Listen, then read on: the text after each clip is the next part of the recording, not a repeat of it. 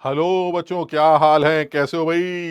यही रीस्टार्ट बहुत बढ़िया। यानी ये बैच उन सारे बच्चों के लिए जो किसी वजह से बहुत अच्छा 11th में नहीं कर पाए, किसी भी वजह से वो शायद 11th में बहुत ज्यादा ध्यान नहीं दे पाए, तो उन सारे बच्चों के लिए चाहे वो किसी भी वजह से हो, जो चैप्टर्स उनके मिस हुए हैं, हम उन सारे चैप्टर्स को एक लाइन से कवर करने की कोशिश करेंगे। कोशिश ये की जाएगी कि इस चैप्टर में, इस पूरे सीरीज में इस बात का ध्यान रखा जाए कि वो सारी बातें जो 12th में हमारे सामने आने वाली है। देखो, नॉर्मली बच्चे को परेशानी किस बात की है? नॉर्मली परेशानी यही है कि सर 11th तो मिस हो ही चुका है, अब कहीं ऐसा ना हो 12th स्टार्ट होगा 12th में बैंड बज जाएगी। तो ऐसा नहीं होना चाहिए सर, इस तरह की दिक्कत नहीं आनी चाहिए। तो ऐसे में जो फर्ज बनता है हमारा वो ये है कि सबसे पहले तो ये तुम्हें कंफर्ट दिया जाए कि नहीं, आप परेशान ना हो, 12th में इस तरह की चीजें नहीं आएंगी कि आप समझ ना पाए, पहली बात। दूसरी बात ये कि अगर उसका कुछ लिंक 11th से है, जो कि नॉर्मली तुम्हें पता ही है, कहीं ना कहीं कैसे ना कैसे लिंक होता ही है, तो उन चीजों को हम पहले ही कवर कर लें ताकि 12th में हमें किसी तरह की कोई परेशानी देखने को ना मिले। सर, इसमें एक बात और भी है। नॉर्मली कहीं ना कहीं किसी ना किसी चैप्टर की कुछ ना कुछ बात जो है वो 12th में कहीं ना कैसे देखने को मिलती ही है। तो ऐसे में हमारी कोशिश ये रहेगी कि हर चैप्टर में कम से कम वो सारी बातें डिस्कस कर ली जाए जिसका कहीं भी कैसे भी 12th से रिलेटेड रिलेशन हो। तो हम कोशिश कर रहे हैं कि सारे चैप्टर से एक लाइन से कवर किए जाएं, जिसमें सारी इंपॉर्टेंट बातें जो 11th में आपने करी थी, जो आपकी किसी वजह से मिस हो गई, उनको हम कवर कर लें।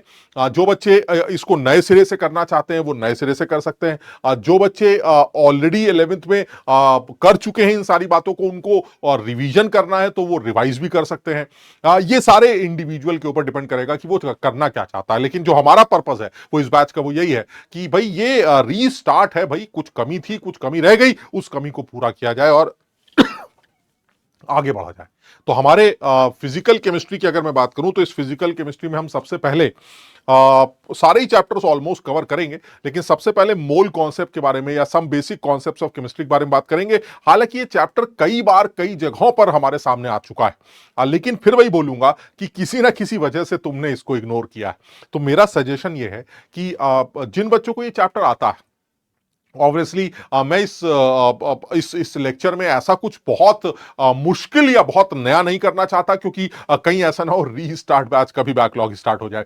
आप समझ रहे हैं? तो मैं ये चाह रहा हूं कि बच्चे के अंदर एक कंफर्ट आ जाए, बच्चे के अंदर एक कॉन्फिडेंस आ जाए कि नहीं यार, ये चैप्टर जो हमसे छूटा था ये इतना मुश्किल नहीं है, इसको किया जा सकता है और इसको समझा जा सकता है। तो एटलीस्ट उन सारे बच्चों के लिए जो किसी वजह से इस बैच को ज्वाइन कर रहे हैं, जो चाहते हैं कि हम हमारे लिए ये कुछ अच्छा हो सके, तो उन बच्चों के लिए चैप्टर में स्टार्ट करता हूं।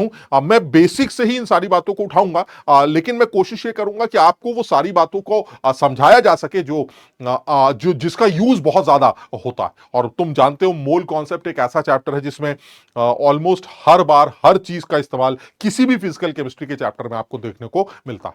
तो यहां पर भी मैं सबसे पहले अपने हिसाब से तुम्हें बताऊं, मैं सबसे पहले मैं कुछ मासेस के बारे में डिस्कस करूंगा।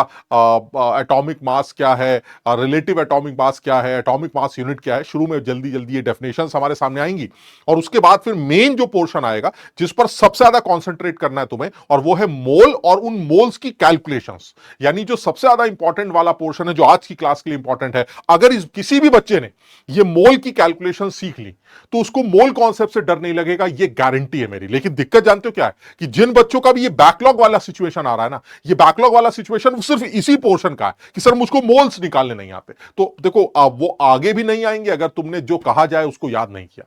तो जो कहा जाए अगर आप उसको याद रखते हैं, उन फॉर्मुलों को ध्यान रखते हैं, उन पर कुछ सवालों की प्रैक्टिस करते हैं, तो मुझे ऐसा लगता है फिर ये दिक्कत खत्म हो जाएगी। इस चैप्टर में मोल्स के बारे में डिस्कस करेंगे, मोल्स कैलकुलेशन के बारे में डिस्कस करेंगे, स्टोशियोमेट्री के बारे में, लिमिटिंग रेजेंट के बारे में डिस्कशन करेंगे, और परसेंटेज कॉम्पोजिशन के बारे में डिस्कस करेंगे। लेकिन हम कंसंट्रेशन टर्म्स इस लेक्चर को डिस्कस नहीं करेंगे। रीजन ये है कि कंसंट्रेशन टर्म्स हमें 12th में पहले चैप्टर के अंदर डिटेल में 6-7 क्लासेस में पढ़ाया जाएगा। तो इसलिए फिर से वही मोलारिटी मोलालिटी, ये सारी बातें, जितने भी कंसंट्रेशन टर्म्स थे, ये हम फर्स्ट चैप्टर जो 12th का होता है जिसको लिक्विड सॉल्यूशंस या सॉल्यूशंस कहा जाता है, उसके अंदर सबसे पहले ये कंसंट्रेशन टर्म्स ही पढ़ा दिए जाते हैं। तो इसलिए सॉल्यूशंस के अंदर ये सारे terms, molarity molality, mole fraction, percentage weight by weight, ppm, PPB, strength, formality, ये जो भी कुछ होता, ये सब आपको सॉल्यूशंस के अंदर कराया जाएगा 12th के पहले चैप्टर में। इसलिए वो दिमाग से बिल्कुल निकाल दे कि सर आपने अभी मोलारिटी के बारे में बात नहीं की। हम यहां पर मोलारिटी के बारे में इसलिए बात नहीं करेंगे क्योंकि ये एक्चुअली उस बात को लेकर शुरू किया गया, या जो सोच है इस बैच की वो यही है कि भाई बच्चे को आगे दिक्कतें महसूस ना हो और वो एक कॉन्फिडेंस के साथ 12th में घुसे कि भाई ऐसा बैंड बजाने जा रहे हैं। तो समझ लो, तो इसलिए अब वो हम आपको सॉल्यूशंस में कराएंगे। तो चलिए यहां पर अगर मैं सबसे पहले शुरू करूं तो वही बेसिक डेफिनेशंस है, जरा 2 मिनट के अंदर वो बेसिक डेफिनेशंस, हालांकि उनका कोई एज सच देखा जाए तो कोई बहुत बड़ा रोल नहीं है। अगर आप इसको याद नहीं भी करते तो भी फर्क नहीं पड़ेगा, लेकिन फिर वही कि जिस तरह का जेई के मेंस के पैटर्न की बात करें, वो बहुत ही बेसिक चीजों पर भी अब सवाल बना रहा है। अगर मैं 2025 या 2026 बैच के पेपर्स के बारे में भी बात करूं तो बहुत बेसिक चीजों को लेकर सवाल बनाने की कोशिश कर रहा है। लेकिन अब मैंने ये महसूस किया है कि अब उसके सवालों का लेवल जो है कैलकुलेशन वाइज या लेंथ वाइज वो थोड़ा सा इंप्रूव हो रहा है। यानी अब वो थोड़ी सी अच्छी कैलकुलेशंस, थोड़े से लेंदी कैलकुलेशंस, थोड़े से लेंदी सवाल बनाने की कोशिश कर रहा है। तो हम उसी हिसाब से अपने आगे के साल को मैनेज करेंगे और आने वाले पेपर को बैंड फोड़ देंगे। तुम समझ रहे बात को? तो अगर मैं सबसे पहले रिलेटिव एटॉमिक मास की बात करूं तो रिलेटिव एटॉमिक मास की कुछ अपनी एक डेफिनेशन, मुझे इस डेफिनेशन से एज सच बहुत ज्यादा लेना देना नहीं है अगर मैं जेई पॉइंट ऑफ व्यू के से बात करूं, क्योंकि जेई ने कभी भी रिलेटिव एटॉमिक मास की डेफिनेशन से रिलेटेड बात नहीं की। लेकिन फिर भी मान लीजिए कभी हमसे पूछा जाए कि व्हाट इज रिलेटिव एटॉमिक मास, किसी एटम का रिलेटिव एटॉमिक मास क्या है, तो एक चीज तो क्लियर है सर, क्योंकि आप रिलेटिव वर्ड यूज कर रहे हैं तो आप किसी ना किसी के रेस्पेक्ट में ही उस एटम के मास को डिफाइन करेंगे। तो पहली बात क्या याद करनी है, किसी भी एटम के मास को अगर मैं कार्बन 12 के एटम के मास के 12th हिस्से से डिवाइड कर दूं, यानी मैं किसके रेस्पेक्ट में डिफाइन कर रहा हूं किसी एटम का मास, किसी भी एटम का mass divided by 1/12 mass of one carbon atom. आप समझ रहे हैं? तो ये इसके रेस्पेक्ट में अगर आपने किसी भी एटम का मास डिफाइन किया तो उसको आप रिलेटिव एटॉमिक मास के नाम से जानते हैं। मेरे लिए ये डेफिनेशन है, मुझे बहुत ज्यादा इंपॉर्टेंट नहीं लगती, लेकिन फिर भी मेरे लिए जो इंपॉर्टेंट है वो ये है कि मुझे ये पता होना चाहिए कि अल्टीमेटली रिलेटिव एटॉमिक मास वो टोटल नंबर ऑफ न्यूक्लियॉन्स के बराबर होता है। Total number of nucleons present in that atom। यानी आपके लिए जो इंपॉर्टेंट है वो ये है कि अगर आप रिलेटिव एटॉमिक मास की बात करते हैं तो मेरे लिए रिलेटिव एटॉमिक मास के लिए जो भी आपने डेफिनेशन बताई ठीक है, बट मेरे लिए रिलेटिव एटॉमिक मास वो टोटल नंबर ऑफ न्यूक्लियॉन्स के बराबर होता है। यानी जिस एटम का भी रिलेटिव एटॉमिक मास आपको निकालना है उसके अंदर टोटल कितने न्यूक्लियॉन्स प्रेजेंट है मुझे ये बता दीजिए, बात खत्म। तो यानी कि पहली बात, अब देखो ऐसा फिर वही वाली बात बोलूंगा, आज भी तुम नई कॉपी बनाकर नया पेन लेकर तुमने बातें शुरू की होंगी और तुम्हारे दिमाग में फिर से ये बातें आ रही होंगी कि थोड़ा सा और समझाइए सर, थोड़ा सा एक्सप्लेन करके दिखाइए। तुमको मैं एक चीज सजेस्ट करूंगा, कम से कम अब सोच एकदम साफ रखो, क्योंकि कहीं ऐसा ना हो इस समझने के चक्कर में या उस डिटेल डिस्कशन के चक्कर में जो मुद्दा है वो फिर से मिस हो जाए जैसे शुरुआत में मिस हुआ था। मेरा जो सजेशन है, अगर वो हम सारे टीचर्स का तुम सजेशन मानो, तो जो केमिस्ट्री, फिजिकल केमिस्ट्री की अगर मैं बात करूं तो मेरा सजेशन ये है कि आपको सिर्फ कॉपी पर लिखना चाहिए रिलेटिव एटॉमिक मास और उसके नीचे लिख देना चाहिए it is equal to total number of nucleons, that's it. और टोटल नंबर ऑफ न्यूक्लियॉन्स के बारे में दुनिया एक बात जानती है, प्रोटॉन्स और न्यूट्रॉन्स, प्रोटॉन्स और न्यूट्रॉन्स को ही न्यूक्लियॉन कहा जाता है। तो किसी भी एटम में जितने भी प्रोटॉन्स और न्यूट्रॉन्स हैं उनको जोड़ दीजिए, वही टोटल न्यूक्लियॉन्स होंगे और वही उस आदमी का रिलेटिव एटॉमिक मास होगा। बात खत्म, क्लियर? पहली बात। दूसरी बात क्या है, अब देखो ये पहली स्लाइड खत्म हो गई, लेकिन जो बच्चे समझदार हैं वो इस बात को समझ जाएंगे कि मुझे स्लाइड से सीखना क्या था। मुझे दो बातें सीखनी थी। पहली बात, कभी मुझसे पूछा जाए कि भाई साहब रिलेटिव एटॉमिक मास किसके रेस्पेक्ट में डिफाइन होता है, तो आप बता दीजिएगा कार्बन 12 के रेस्पेक्ट में डिफाइन किया जाता है। किसी भी एटम के मास को कार्बन 12 के एटम के मास के 1/12 पोर्शन से अगर डिवाइड कर दिया जाए तो आपको रिलेटिव एटॉमिक मास मिल जाता है। बात खत्म। दूसरी बात क्या सीखनी थी? दूसरी बात यह सीखनी थी कि रिलेटिव एटॉमिक मास का मतलब क्या है। मतलब है उस आदमी के अंदर कितने न्यूक्लियॉन्स प्रेजेंट है। मुझे जिसका भी रिलेटिव एटॉमिक मास आप कहेंगे मैं निकाल के बता दूंगा, बस आप मुझे बता दीजिए उसके अंदर टोटल न्यूक्लियॉन्स कितने हैं। तो जितने भी किसी एटम के अंदर टोटल न्यूक्लियॉन्स होते हैं वही उसका रिलेटिव एटॉमिक मास होता है। क्लियर है? चलिए, अब मैं एग्जांपल अभी ले लूंगा, तुम्हें समझ में आ जाएगा। ठीक, दूसरी जो डेफिनेशन तुमको बताना चाह रहा हूं वो है एटॉमिक मास यूनिट। सब बड़ी बेसिक सी डेफिनेशन है सर। आप तुम चाहो तो डेफिनेशन याद करो, नहीं तो सीधे मुद्दे की बात करते हैं। डेफिनेशन ये है कि किसी भी कार्बन के एक एटम का, ये जो कार्बन है, कार्बन 12 के एक एटम के मास का अगर मैं 1/12 पोर्शन देखूं तो वही होती है 1 एटॉमिक मास यूनिट। यानी atomic mass unit normally atoms के मास को नापने के लिए एक यूनिट बनाई गई।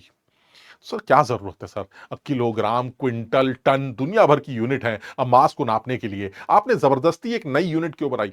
इसलिए बनाई क्योंकि एटम्स के मास बहुत कम होते हैं, बहुत हल्का होता है एटम, उसके मास को क्विंटल में या टन में नहीं नापा जाता। आप समझ रहे बात को? लेकिन सर फिर भी एक यूनिट है। यूनिट का मतलब, जैसे मान लीजिए कोई मुझसे पूछे कि भाई ये बताइए वो जो साहब जा रहे हैं वो राजू, राजू साहब का मास कितना लगता है आपको, वेट कितना लगता है? तो मैं ऐसे ही बोल दूंगा मुझे 60 लगता है, 60। तो क्या सामने वाला जिसने ये सवाल पूछा है, क्या वो ये सोचेगा 60 60 टन बोल रहा है या 60 क्विंटल बोल रहा है या 60 ग्राम बोल रहा है? हम समझ ही नहीं पा रहे, अजीब बेवकूफ आदमी है, इसने यूनिट तो बता ही नहीं। अरे यार तुम समझो बात को, तुम्हें नहीं लगता वो आदमी अपने आप समझ जाएगा कि ये 60 केजी बोल रहा है? मेरी बात समझो मैं क्या कहना चाह रहा हूं। मैं ये कहना चाह रहा हूं कि हर किसी के किसी को नापने के लिए एक यूनिट डिफाइन की गई। आदमियों का मास किलोग्राम में है, आप समझ रहे बात को? तो अगर मैंने किसी को 60 भी बोला तो मैं समझ जाऊंगा यार 60 किलोग्राम की बात कर रहा है। लेकिन अगर सोचो किसी आटम के लिए कहा जाए, वो आटम जा रहा है, जरा बताओ उसका मास कितना है, तो किसी ने कहा उसका मास 22।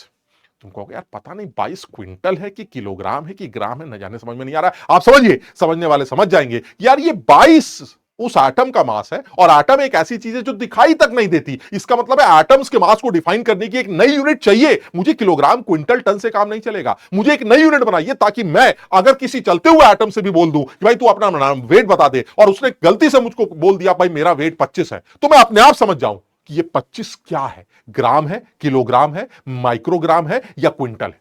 मेरी बात समझ रहे हैं? तो मैं ये बताना चाह रहा हूं कि इसी तरह से जैसे आदमियों की वेट को नापने के लिए एक यूनिट डिफाइन की गई है, उसी तरह से एटम्स के मास को नापने के लिए एक यूनिट डिफाइन की गई है जिसको एटॉमिक मास यूनिट के नाम से जाना जाता है। सर डिफाइन कैसे की गई है छोड़िए सर, अब कौन पूछेगा सर, 11वीं निकल गई सर, अब कौन मुझसे पूछने जा रहा है कि एटॉमिक मास यूनिट किसे कहते हैं। लेकिन फिर भी मेरा सजेशन है, अगर आप ध्यान रखना चाहें तो याद कर सकते हैं, एक कार्बन के वेट के 1/12 पोर्शन को ही एटॉमिक मास यूनिट कहा जाता है। सर ये सब छोड़िए, मुद्दे की बात करिए। मुद्दे की बात यह है कि आप खुद अपनी अकल लगाएं, मैं इसको तुम्हें सॉल्व करके दिखाता हूं। 1/12 इंटू एक कार्बन का मास कैसे निकालोगे? सोचो, एक कार्बन एटम का मास, हमें एक कार्बन एटम का मास चाहिए, 1 बॉल, एक कार्बन बॉल का मास कैसे निकालो? सर एक कार्बन बॉल के मास निकालने का तरीका यही है कि उस कार्बन में उन सारे लोगों का मास जोड़ दीजिए जिनका मास, जिनकी वजह से मास होता है। तो हमने कहा भाई किसी एटम का मास किसकी वजह से होता है? उसने कहा किसी भी एटम का मास उसके न्यूक्लियस की वजह से होता है। मानते बात को? यानी किसी भी एटम का मास जो होगा वो उसके न्यूक्लियस की वजह से होगा, और अगर उसका मास उसके न्यूक्लियस की वजह से है तो उस न्यूक्लियस में जितने लोग हैं सर उन्हीं लोगों की वजह से उसका मास होगा। और कार्बन के पास 6 प्रोटॉन और 6 न्यूट्रॉन होते हैं, याद है तुम्हें? यानी कार्बन के न्यूक्लियस में 6 प्रोटॉन और 6 न्यूट्रॉन्स होते हैं। यानी एक तरह से देखा जाए तो कार्बन का मास 6 प्रोटॉन्स और 6 न्यूट्रॉन्स डिसाइड करेंगे। यानी कि कार्बन का मास होगा मास ऑफ 12 न्यूक्लियॉन्स। बताओ मेरी बात समझे? सर क्योंकि प्रोटॉन और न्यूट्रॉन को न्यूक्लियॉन कहा जाता है, इसलिए 6 प्रोटॉन और 6 न्यूट्रॉन को मिलाकर 12 न्यूक्लियॉन्स कहा जाएगा। यानी कार्बन का मास 12 न्यूक्लियॉन्स के मास के बराबर। क्या मैं इसको लिख सकता हूं, this is 12 into mass of 1 nucleon? जरा मुझे बताओ, 12 लोगों का मास अगर आप निकालना चाहते हैं तो एक के मास को 12 से मल्टीप्लाई करके काम आपका चल जाएगा? हां सर बिल्कुल चल जाएगा। यानी अगर आप 12 न्यूक्लियॉन्स का मास चाहते हैं तो it is 12 into mass of 1 nucleon, और ऐसा करने से सर 12 कैंसिल हो जाएगा, और अल्टीमेटली अगर आप ध्यान से देखें तो मुद्दा यह है, this is actually mass of 1 nucleon, this is mass of 1 nucleon. यानी मेरे लिए, मैं तो यही सजेस्ट करूंगा कि भाई तुम्हारे लिए जरूरी ये है, लेकिन फिर भी अगर किसी को डेरिवेशन से कोई लेना देना है तो वो चाहे तो इस बात को याद कर सकता है, देख सकता है। बट मेरे लिए इंपॉर्टेंट ये है कि एक एएमयू का मतलब है एक न्यूक्लियॉन का मास, यानी या तो प्रोटॉन बोल दो या न्यूट्रॉन बोल दो, क्योंकि प्रोटॉन न्यूट्रॉन से मास ऑलमोस्ट सिमिलर है। तो यानी एक प्रोटॉन का मास या फिर एक न्यूट्रॉन के मास को 1 एएमयू कहा जाता है। अगर मैं इसको ग्राम में लिखना चाहूं अगर मैं इसको ग्राम में लिखना चाहूं तो ये 1.66 इंटू 10⁻24 ग्राम होता है। अगर मैं ग्राम में लिखना चाहूं यानी 1 AMU का मतलब मास ऑफ 1 न्यूक्लियन, और न्यूक्लियन का मतलब प्रोटॉन या न्यूट्रॉन कुछ भी हो सकता है, क्योंकि ऑलमोस्ट दोनों के मास सेम है। तो इसका मतलब एक प्रोटॉन या एक न्यूट्रॉन के मास को 1 AMU कहा जाता है, जिसको ग्राम में 1.66 इंटू 10⁻24 लिखा जा सकता है। क्लियर है? बच्चों को एक डाउट हमेशा रहता है, सर न्यूक्लियन का मतलब है, मुझे भी ये डाउट हमेशा रहता था, रहता है, समझ बात, मुझे अभी भी डाउट, समझ में आता है क्या बदतमीजी है। अब न्यूक्लियन प्रोटॉन प्लस न्यूट्रॉन को कहा जाता है या न्यूक्लियन प्रोटॉन या न्यूट्रॉन को कहा जाता है, तो मैं बड़ा कंफ्यूज। लेकिन जितनी मेरी समझ है वो ये कहती है न्यूक्लियन का मतलब है वो चीज जो न्यूक्लियस के अंदर पाई जाती है, और क्योंकि प्रोटॉन न्यूक्लियस के अंदर पाया जाता है इसलिए प्रोटॉन एक न्यूक्लियन माना जा सकता है। इसी तरह से न्यूट्रॉन भी न्यूक्लियस के अंदर पाया जाता है, इसलिए न्यूट्रॉन को भी एक न्यूक्लियन का दर्जा दिया जा सकता है। तो अगर कभी पूछा जाए कि इस न्यूक्लियस में कितने न्यूक्लियॉन्स हैं, तो आप क्या जवाब देंगे? सर इस न्यूक्लियस में 6 प्रोटॉन 6 न्यूट्रॉन यानी 12 न्यूक्लियॉन्स हैं। तो इसका यह मतलब नहीं है कि प्रोटॉन प्लस न्यूट्रॉन न्यूक्लियॉन होता ना। Proton is a nucleon, neutron is a nucleon, but in terms of total nucleons in that system, you need to add plus protons and neutrons, the number of protons and neutrons. Clear? तो इसका मतलब carbon के अंदर protons और neutrons का total number आपको nucleons के number दे देगा, और वही न्यूक्लियॉन्स के नंबर ही आपका टोटल रिलेटिव एटॉमिक मास बन जाएगा, और एक न्यूक्लियॉन के मास को 1 AMU बोल दिया जाएगा। तो यानी अगर आप उसको ग्राम में देखना चाहें तो आप इसको 1.66 इंटू 10⁻24 लिख सकते हैं। तीसरी डेफिनेशन पर आते हैं, एटॉमिक मास। अब सर आते हैं बात एटम का मास। अब बताइए, अब तो कर लोगे, बताइए, अब तो समझ में आ गया सर ये एटम है। कौन डिसाइड करता है सर एटम का मास? सर एटम का, ये एटम है सर, और एटम का मास सर हमने सुना है आजकल जो है वो न्यूक्लियस डिसाइड करता है। इतना बड़ा नहीं होता है न्यूक्लियस, सिर्फ समझाने के लिए बोल रहे हैं, ये न्यूक्लियस है सर, ये न्यूक्लियस डिसाइड करे, यानी एटम का मास सर न्यूक्लियस डिसाइड करता है। और न्यूक्लियस क्यों डिसाइड करता है? क्योंकि न्यूक्लियस में न्यूक्लियॉन्स होते हैं, प्रोटॉन्स भी होते हैं एंड न्यूट्रॉन्स भी होते हैं। तो इसका मतलब ये हुआ सर किसी भी एटम का मास निकालने के लिए आप इसको लिख सकते हैं मास ऑफ एटम, और ये लॉजिकल है, mass of an atom is equal to mass of, एक तरह से देखा जाए तो न्यूक्लियस, बिल्कुल लिख सकते हैं, हाँ सर लिख सकते हैं, बिल्कुल लिख सकते हैं, मास ऑफ न्यूक्लियस लिखा जा सकता है। और मास ऑफ न्यूक्लियस को क्या लिख सकते हैं? मास ऑफ न्यूक्लियस को लिख सकते हैं मास ऑफ न्यूक्लियॉन्स, ये भी सही लगता है सर, न्यूक्लियस का मास तो न्यूक्लियॉन्स डिसाइड करेंगे। और मास ऑफ न्यूक्लियॉन्स को लिख सकता है number of nucleons into mass of 1 nucleon. बताओ समझे मेरी बात को? यानी अगर आपको टोटल न्यूक्लियॉन्स का मास चाहिए तो नंबर ऑफ न्यूक्लियॉन्स को एक न्यूक्लियन के मास से मल्टीप्लाई कर दीजिए। तो ऐसे में बहुत आसानी से आप देख पाएंगे, जब आप मल्टीप्लाई करेंगे तो आपको टोटल न्यूक्लियॉन्स का मास मिल जाएगा। This is mass of 1 nucleon, mass of,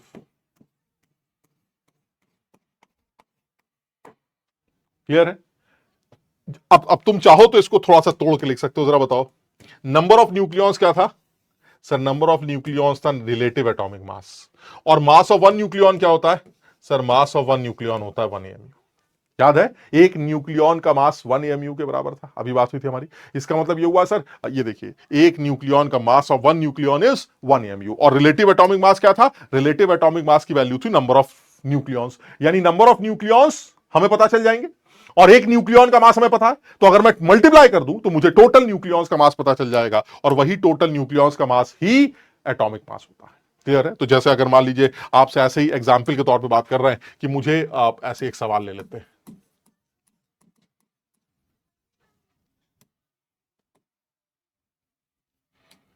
find out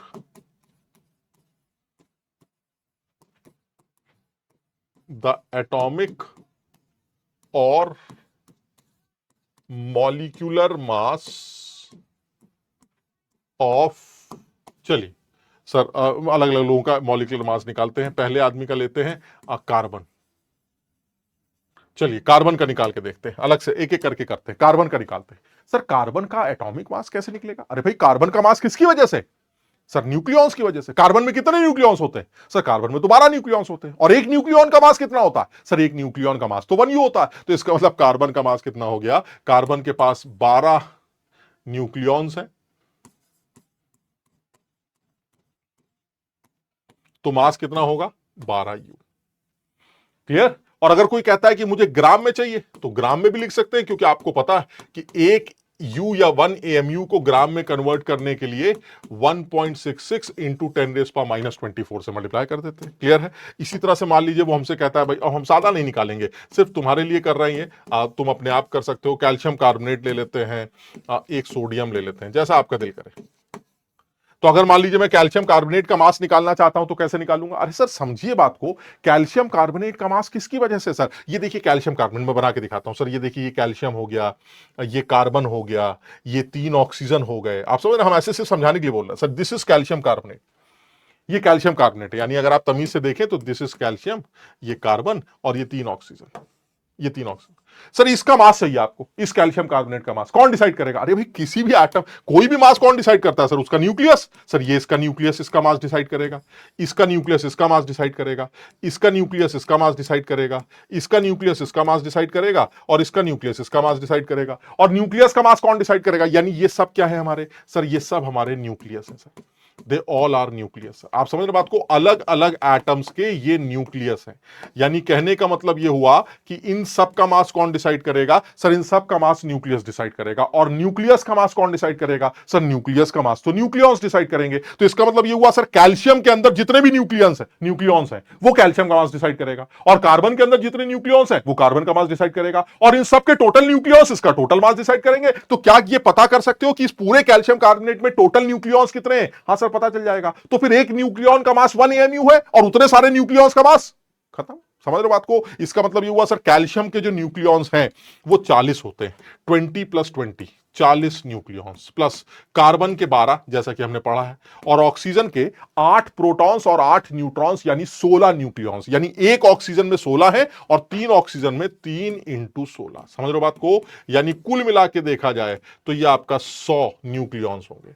यानी अगर मैं ध्यान से देखूं तो मेरे पास कैल्शियम कार्बोनेट में 100 न्यूक्लियॉन्स है। और एक न्यूक्लियॉन्स का वेट कैसे निकलता है? सर एक न्यूक्लियॉन का वेट 1U होता है। तो 100 न्यूक्लियॉन्स का वेट कितना होगा? 100U। और अगर आप इसको ग्राम में कन्वर्ट करना चाहें तो आसानी से इसको ग्राम में कन्वर्ट किया जा सकता है, 1.66 इंटू 10⁻24 ग्राम। क्लियर?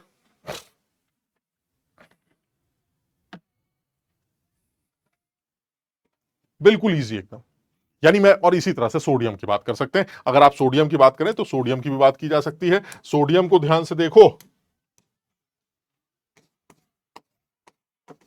तो सोडियम एक एटम है ना? और एक एटम का मास कौन डिसाइड करता है? सर बात हो चुकी है सर, किसी भी एटम का जो मास होता है वो उसका न्यूक्लियस डिसाइड करता है। और न्यूक्लियस का मास कौन डिसाइड करता है? न्यूक्लियॉन्स। तो अगर आप सोडियम के अंदर के न्यूक्लियॉन्स बता दें तो काम चल जाएगा। तो अगर कोई आदमी पढ़ा लिखा है तो वो जानता है सोडियम में 23 न्यूक्लियॉन्स होते हैं, 11 प्रोटॉन्स होते हैं और 12 न्यूट्रॉन्स होते हैं। यानी सोडियम में 23 न्यूक्लियॉन्स हैं, और एक न्यूक्लियॉन का मास कितना है? 23U। अगर आप इसको ग्राम में लिखना चाहें तो आपकी मर्जी है, आप इसको ग्राम में भी लिख सकते हैं, 1.66 इंटू 10⁻24 ग्राम। कुछ लोग सोच रहे होंगे सर मैंने तो सुना था सोडियम का मास 23 ग्राम होता है। वो सोडियम के एक एटम का मास नहीं होता है, वो सोडियम के 1 मोल एटम्स का मास होता है। मैंने मोल वोल की तो बात ही नहीं की, मैं तो एक एटम की बात कर रहा हूं। एक सोडियम एटम दिखाई भी नहीं देता है, छोटा सा एकदम, समझ रहे बात को? उसके मास की बात कर रहा हूं। यानी मैं एटम और मॉलिक्यूल के मास की बात कर रहा हूं, और एटम और मॉलिक्यूल का मास न्यूक्लियॉन्स डिसाइड करेंगे, और एक न्यूक्लियॉन का मास 1 AMU होता है। बात खत्म। मैं मोल वोल की तो बात ही नहीं कर रहा। आप समझ रहे हैं? तो अभी कोई कंफ्यूजन नहीं है, बहुत साफ है। आप सर जिसका भी मास कहेंगे मैं उसका मास निकाल के दिखा दूंगा, मुझे सिर्फ ये बताइए उसके एटम में कितने न्यूक्लियॉन्स है, बात खत्म। क्लियर? तो इसका मतलब ये हुआ मुझे ये एटॉमिक मास कैलकुलेट करने आ गए। एग्जांपल के तौर पे ऐसे ले लेते हैं, find the value of P, जिसमें पी क्या है? Relative atomic mass of sodium. अब ये सवाल मैंने जानबूझ के बनाया है। मैं उम्मीद तो हमेशा यही करता हूं कि जेई ने जिस तरह के सवाल पूछने स्टार्ट किए, उम्मीद करते हैं कि जेई इस तरह के सवाल जो है वो आगे भी आपको दिखाए। तो मैं उम्मीद करता हूं जेई में 2027 के पेपर में कुछ कुछ तो चेंजेस आए, यानी जिस तरह से उसने सवालों में लेंथ बढ़ाई है, थोड़ी सी सोच डाली है, उस तरह से हो सकता है आप सवालों के अंदर थोड़े अच्छे कॉन्सेप्ट्स भी इन्वॉल्व करें। तो जैसे ये सवाल हो गया, वो क्या जानना चाह रहा है? वो सिर्फ ये पूछना चाहता है कि क्या जानते भी हो रिलेटिव एटॉमिक मास किसे कहते हैं? किसी को पता भी है रिलेटिव एटॉमिक मास क्या है? तो जिसको पता है वो लिख देगा। तो जिसको पता है रिलेटिव एटॉमिक मास सोडियम का मतलब है न्यूक्लियॉन्स के नंबर। याद है अभी हमारी पहली डेफिनेशन क्या थी? Relative atomic mass is equal to total number of nucleons. तो अगर मुझे यह पता चल जाए कि टोटल न्यूक्लियॉन्स कितने हैं, तो वही मेरा रिलेटिव एटॉमिक मास होगा। और हमने अभी बात की थी सोडियम में 11 प्रोटॉन्स होते हैं, 12 न्यूट्रॉन्स होते हैं, तो टोटल न्यूक्लियॉन्स 23 होते हैं। यानी सोडियम के रिलेटिव एटॉमिक मास जो है वो 23 होना चाहिए, क्योंकि relative atomic mass is total number of nucleons. ठीक, प्लस क्या करना है? Atomic number of carbon. Sir carbon का एटॉमिक नंबर कोई नया नहीं है हमारे लिए, कार्बन का एटॉमिक नंबर जो है वो 6 होगा सर। और अगर कार्बन का एटॉमिक नंबर 6 है तो इन दोनों को जोड़कर 23 प्लस 6, यानी आपका सही आंसर क्या बन जाएगा? 29। ये सवाल मैंने जानबूझ के सिर्फ इसलिए बनाया ताकि तुम्हारे लिए ये बात क्लियर हो जाए कि आरएम से रिलेटेड कोई सवाल, दैट मींस न्यूक्लियॉन्स के नंबर की बात कर रहा है, और जब उसका मास निकालना हो तो एक न्यूक्लियॉन का मास 1 एएमयू या 1 यू होता है, ये कंफर्म। हां, उसको ग्राम में कन्वर्ट करना चाहो तो मैंने एक यूनिट कन्वर्जन याद कर रखा है, 1 एएमयू जो होता है, जिसको आप 1 एएमयू को 1 यू भी बोलते हैं, दोनों बातें सेम। दिस इज 1.66 इंटू 10⁻24 ग्राम। आप ये कन्वर्जन जो है ये ध्यान कर सकते हैं। आप समझ रहे बात को? ये कन्वर्जन जो है ये ध्यान रख सकते हैं।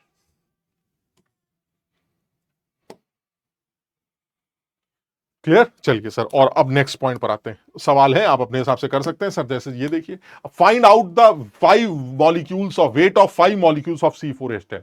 अब मैंने यहां पर देखो किया तो है, मैं थोड़ा सा सवाल को और मुश्किल करके कैलकुलेशन वाला बना सकता हूं, लेकिन मैं सिर्फ तुम्हारे दिमाग में एक बात बिल्कुल फिक्स करना चाहता हूं। जो कंफ्यूजन मेरे टाइम पर था, मुझे जब मैं पढ़ता था कि भाई ये यू और ग्राम का लॉजिक क्या है, वो कंफ्यूजन मैं तुम्हारे दिमाग से हटाना चाहता हूं। यू का मतलब होता है एक, छोटा सा, समझ रहे बात को? छोटा सा एक एटम का मास यू में आएगा, मॉलिक्यूल का मास यू में निकल के आएगा।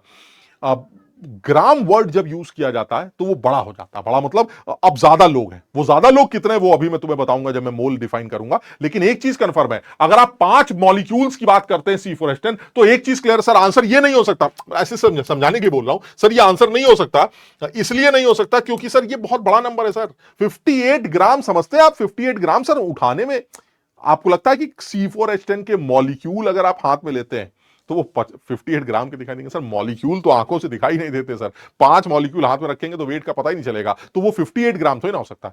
लेकिन फिर भी अब क्योंकि मैं पढ़ा लिखा हूं तो मैं जानता हूं C4H10 के 5 मॉलिक्यूल का मास अगर आप निकालना चाहते हैं तो सबसे पहले एक मॉलिक्यूल का मास निकालिए, इंटू 5 कर दीजिए, खत्म। तो अगर कोई भी आदमी अगर हमारी बातें सुन रहा है, समझ रहा है, तो वो सब इस बात को समझ सकते हैं कि सबसे पहले तो वेट ऑफ वन, देखो हमारी केमिस्ट्री में वेट और मास सब एक जैसा ही होता है, तो ज्यादा दिमाग नहीं लगाते हम इसमें, समझ बात को? तो अगर मैं वेट की बात करूं तो वेट ऑफ 1 ब्यूटेन, एक ब्यूटेन C4H10 है, तो इसको मान लीजिए मैं ब्यूटेन ही बोल देता हूं। तो ये C4H10 है जो भी हमारा, इसके एक C4H10 का मास निकालना है, तो कैसे निकल के आएगा सर?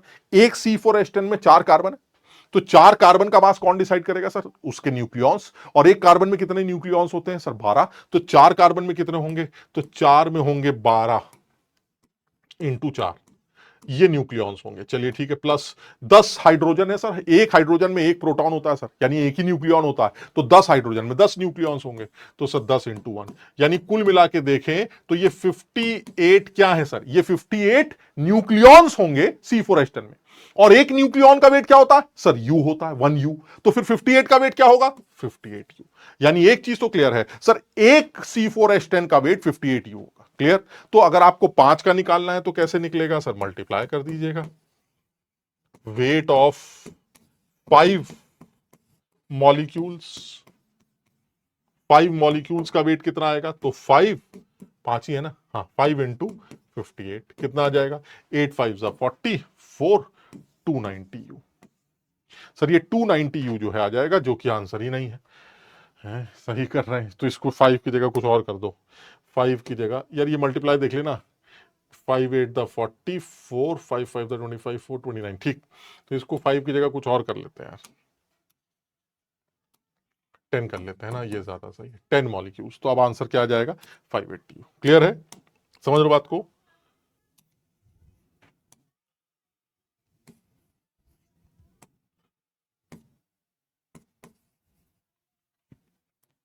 तुम मतलब मुद्दे की बात समझ गए होगे।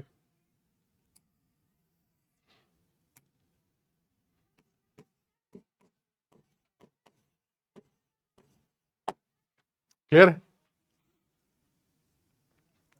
समझ में आया। तो यानी C4H10 के एक मॉलिक्यूल का वेट आपने 58U निकाला, क्योंकि 4 कार्बन है तो 48 जो है वो कार्बन का वेट हो जाएगा, 10 जो है वो हाइड्रोजन का हो जाएगा, तो 58U आपका एक C4H10, तो 10 होंगे तो 580 हो जाएगा। क्लियर है, समझ रहे हो। तो ये एक बड़ी सीधी सी बात थी।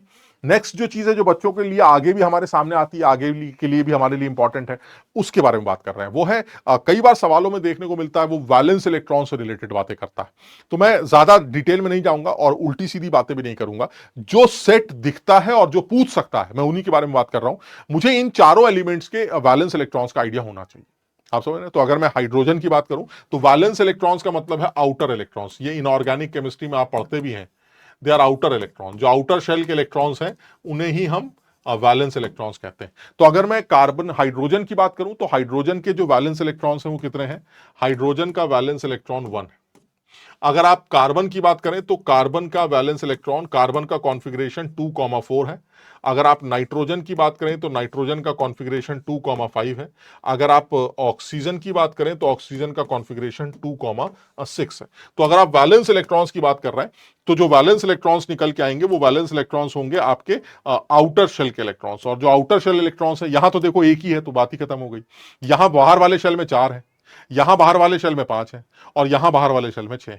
यानी अगर आप वैलेंस इलेक्ट्रॉन्स की बात करते हैं तो जो वैलेंस इलेक्ट्रॉन्स आपको दिखाई देंगे वो कार्बन, हाइड्रोजन, नाइट्रोजन, ऑक्सीजन में ये होंगे। तो अगर आपसे कभी ये पूछा जाए कि फलाना साहब हैं उसमें कितने वैलेंस इलेक्ट्रॉन्स होंगे, तो आपको ये पता होना चाहिए कि उस पूरे मॉलिक्यूल में कितने वैलेंस इलेक्ट्रॉन्स हैं, और फिर आपको ये निकाल लेना चाहिए कि नंबर ऑफ मॉलिक्यूल्स कितने हैं, ताकि मल्टीप्लाई करके आप टोटल वैलेंस इलेक्ट्रॉन्स कैलकुलेट कर सके। मैं अभी बात करूंगा। क्लियर है ना। तो मुझे ये बात ध्यान रखनी है कि इन चारों में कितने कितने वैलेंस इलेक्ट्रॉन्स हैं। नाइट्रोजन फैमिली का ही फास्फोरस है तो कभी फास्फोरस से रिलेटेड सवाल आएगा तो उसमें भी 5 ही बोल देंगे। ऑक्सीजन फैमिली है तो उससे रिलेटेड जब सवाल आएगा तो 6 बोल देंगे। और अगर कोई हैलोजन फैमिली है तो वैलेंस इलेक्ट्रॉन्स 7 होंगे। तो अगर कोई हैलोजन है तो वैलेंस इलेक्ट्रॉन 7 ले लिए जाएंगे। जैसे अगर मैं यहां पर लिख भी देता हूं कि अगर कोई हैलोजन है, जैसे मान लीजिए फ्लोरीन ही ले लेते हैं। फ्लोरीन का कॉन्फ़िगरेशन है 2,7, यानी फ्लोरीन 9 होता है ना, तो फ्लोरीन इज 2,7। तो फ्लोरीन के केस में अब वैलेंस इलेक्ट्रॉन्स कितने हो जाएंगे? 7। क्लियर। तो हमें इन बातों का थोड़ा सा ध्यान रखना होगा। तो जैसे मान लीजिए कभी इस तरह का कोई सवाल दिखता है, find out the total valence electrons, हम अभी और बात करेंगे, find out the total valence electrons in 50 CO2 molecule. तो एक CO2 में कितने 50 से मल्टीप्लाई कर दो। तो अगर मान लीजिए मैं कहूं कि वैलेंस इलेक्ट्रॉन्स इन 1 CO2, मान लीजिए कभी ऐसा हो जाए कि वैलेंस इलेक्ट्रॉन्स इन 1 CO2, तो एक CO2 में कितने होंगे? सर अभी आपने बताया कार्बन में जो है 4 होते हैं और ऑक्सीजन में 6 होते हैं। तो अगर कार्बन के 4, ऑक्सीजन के 6 दूनी 12, तो यानी कि 4 + 2 × 6, यानी कुल मिला के 16। 16 वैलेंस इलेक्ट्रॉन्स है एक CO2। टोटल इलेक्ट्रॉन्स की बात नहीं हो रही भाई, समझो बात को, वैलेंस इलेक्ट्रॉन्स की बात हो रही है। कार्बन के वैलेंस इलेक्ट्रॉन्स होंगे 2,4, यानी कार्बन का कॉन्फ़िगरेशन क्या है? 2,4, यानी बाहर वाले कितने हैं? 4। ऑक्सीजन का कितना होगा? ऑक्सीजन में टोटल इलेक्ट्रॉन्स 8 होते हैं, तो कॉन्फ़िगरेशन क्या बनेगा? 2,6। बाहर वाले कितने हैं? 6। तो इसका मतलब ये हुआ सर ऑक्सीजन के 6 और कार्बन के 4। तो एक कार्बन के 4 हो गए और 2 ऑक्सीजन है तो 12, तो 12 4 16, यानी वैलेंस इलेक्ट्रॉन्स एक CO2 में 16 और आपको कितने में निकालने? 50 में निकालने। तो वैलेंस इलेक्ट्रॉन्स इन 50 CO2, तो आप 50 से 16 को मल्टीप्लाई कर दीजिए, आपको आंसर मिल जाएगा। यानी आपको 800 वैलेंस इलेक्ट्रॉन्स देखने को मिलेंगे अगर आप 50 CO2 की बात कर रहे हैं। क्लियर है। यहां से भी देखो एक बार एक चीज आ रही है, हालांकि बड़ी नॉर्मल सी बात है, लेकिन कई बार ऐसा होता है बच्चा इसको ध्यान नहीं रखता। अगर आपको 50 के अंदर कोई चीज निकालनी है तो एक की चीज को 50 से मल्टीप्लाई करना होता है। तो सर ये तो बड़ी कॉमन सी बात है, लेकिन ये आगे आती है, बच्चा उस टाइम दिमाग नहीं लगा पाता है। तो इसको दिमाग में रखो इस बात को कि अगर मान लो कभी हमसे निकाला जाए कि भाई 1 करोड़ लोगों में कितने प्रोटॉन है, तो एक आदमी में कितने प्रोटॉन है वो निकाल लेते हैं, और फिर 1 करोड़ लोगों में निकालने हो तो फिर 1 करोड़ से मल्टीप्लाई कर देते हैं। मेरी बात समझ। तो आगे ये चीजें आती हैं, बच्चा उस टाइम पर अकल नहीं लगा पाता। तो ये बहुत कॉमन सी बात है कि अगर एक सेब में 4 काले बीज हैं तो 200 सेब में कितने काले बीज होंगे? तो सर एक सेब में अगर 4 हैं तो 200 में 200 × 4 होंगे। मेरी बात समझ रहे हैं। तो उस टाइम पर हमें मल्टीप्लाई करके टोटल ये काम करना पड़ता है। ठीक है ना। तो हम आगे भी यूज करेंगे इस बात को। नेक्स्ट पॉइंट आती है जो कि बहुत ज्यादा इंपॉर्टेंट है, हालांकि डेफिनेशन इंपॉर्टेंट नहीं है, ये सब बेकार की बात है, आप समझ रहे हैं, हम डेफिनेशन वगैरह के चक्कर में नहीं पड़ेंगे, लेकिन फिर भी अब क्योंकि नाम लेना है तो कुछ ना कुछ तो बात करनी है। तो डेफिनेशंस के तौर पर अगर बात करें तो जो सबसे ज्यादा पूरी फिजिकल केमिस्ट्री में आपको नाचता घूमता फिरता नजर आएगा वो है ये मोल।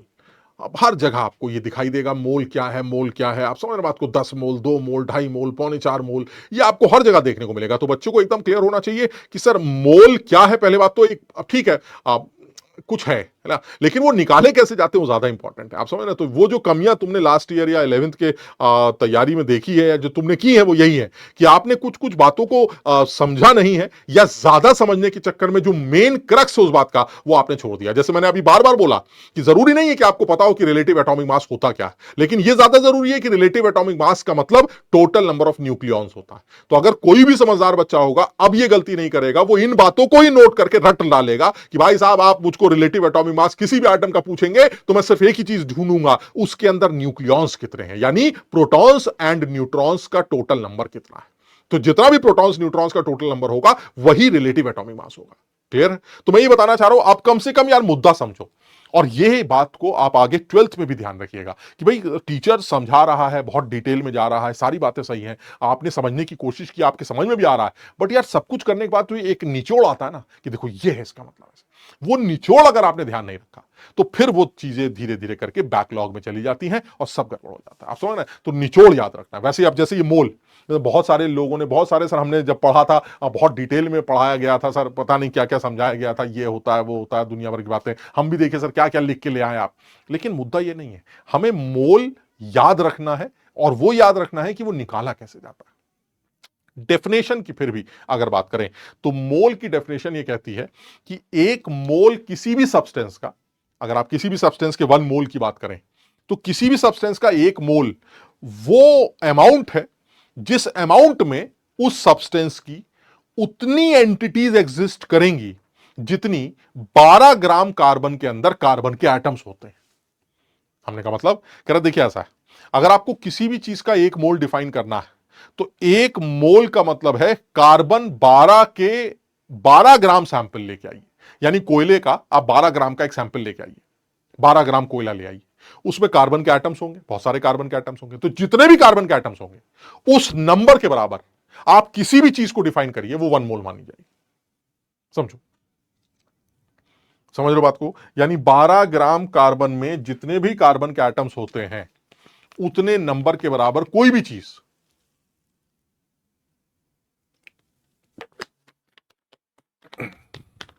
वो 1 मोल मानी जाती है।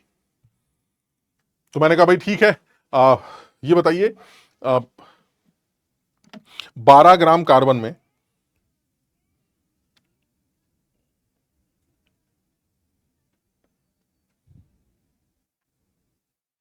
12 ग्राम कार्बन में एटम्स होते कितने। तो मैंने कहा देखो ऐसा, ये मुझे निकालना आता है, ये मुझे निकालना आता है। क्यों? अब देखो फिर वही जैसा भी मैंने बोला था ना कि जब जरूरत पड़ती है तो दिमाग नहीं काम करता।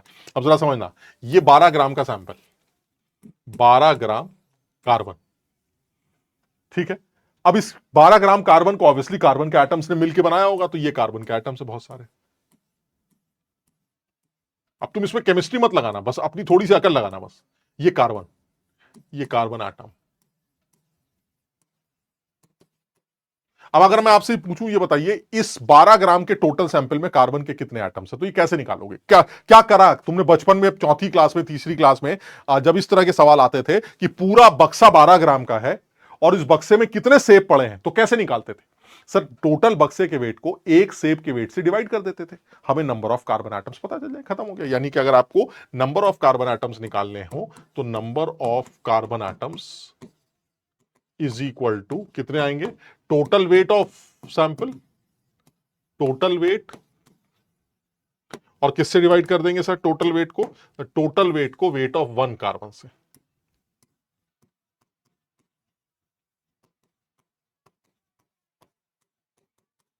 एक कार्बन के एटम से डिवाइड कर देंगे। और अभी आपने कार्बन के एटम्स का वेट निकालना सीखा है, टोटल वेट कितना है 12 ग्राम, और एक कार्बन का वेट कैसे निकलेगा सर? ये अभी आपने निकालना सीखा है एक कार्बन का एटम, एक कार्बन का वेट। सर किसी भी एटम का वेट कौन डिसाइड करता है? न्यूक्लियॉन्स। और कार्बन में कितने न्यूक्लियॉन्स होते हैं? 12। तो इसका मतलब यह हुआ कि कार्बन के एक एटम का वेट कितना होगा?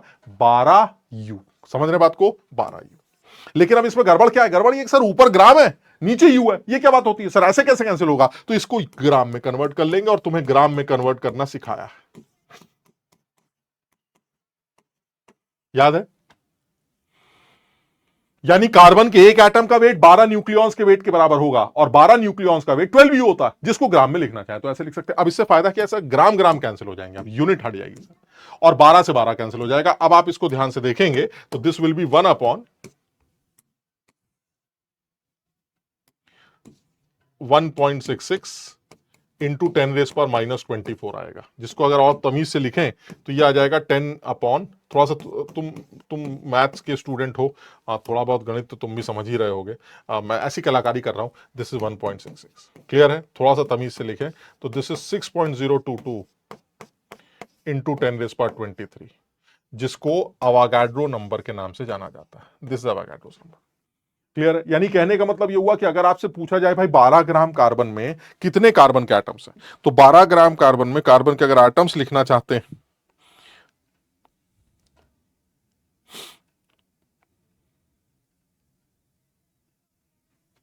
क्लियर है? तो अगर 12 ग्राम कार्बन में कार्बन के नंबर ऑफ एटम्स कैलकुलेट करना चाहते हैं, तो वो नंबर ऑफ एटम्स कैलकुलेट करने के लिए आपको एक कार्बन के वेट से डिवाइड करना पड़ेगा। और जो पढ़ा लिखा बच्चा है वो जानता है कि एक कार्बन जो कि दिखाई भी नहीं देता, उसका वेट निकालने के लिए आपको 12 न्यूक्लियॉन्स का वेट चाहिए, और 12 न्यूक्लियॉन्स का वेट 12 यू होता है। यू को ग्राम में कन्वर्ट करना भी मुझे आता है, तो आप आसानी से इस 12 ग्राम में टोटल कितने कार्बन एटम्स हैं वो पता चल जाएंगे, जो कि कितने निकल के आ रहे हैं? 6.022 10⁻23, एंड दिस अवागाड्रो नंबर। इससे क्या पता चला कि यानी किसी भी चीज के अंदर अगर अवागाड्रो नंबर के बराबर एंटिटीज हैं तो वो 1 मोल, बस बात खत्म।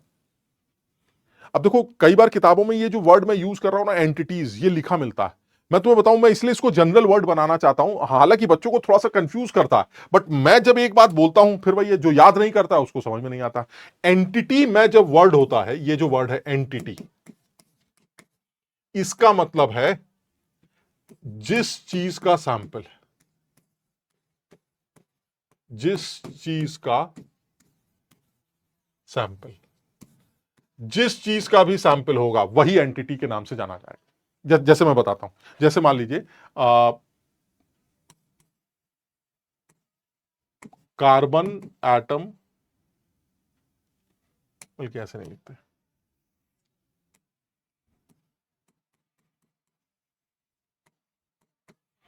एक एग्जांपल से समझते हैं।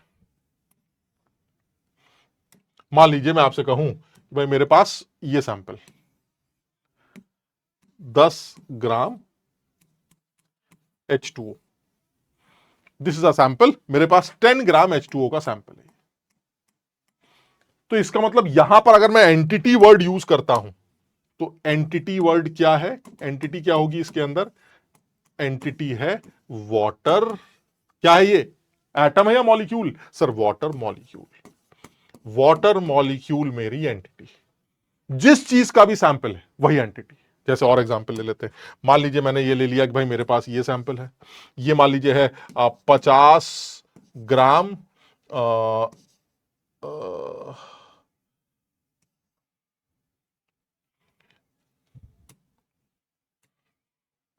सोडियम सैंपल, 50 ग्राम सोडियम, ये हमारे पास 50 ग्राम सोडियम। अब इसमें अगर कोई पूछे कि एंटिटी क्या है, तो क्या लिखोगे?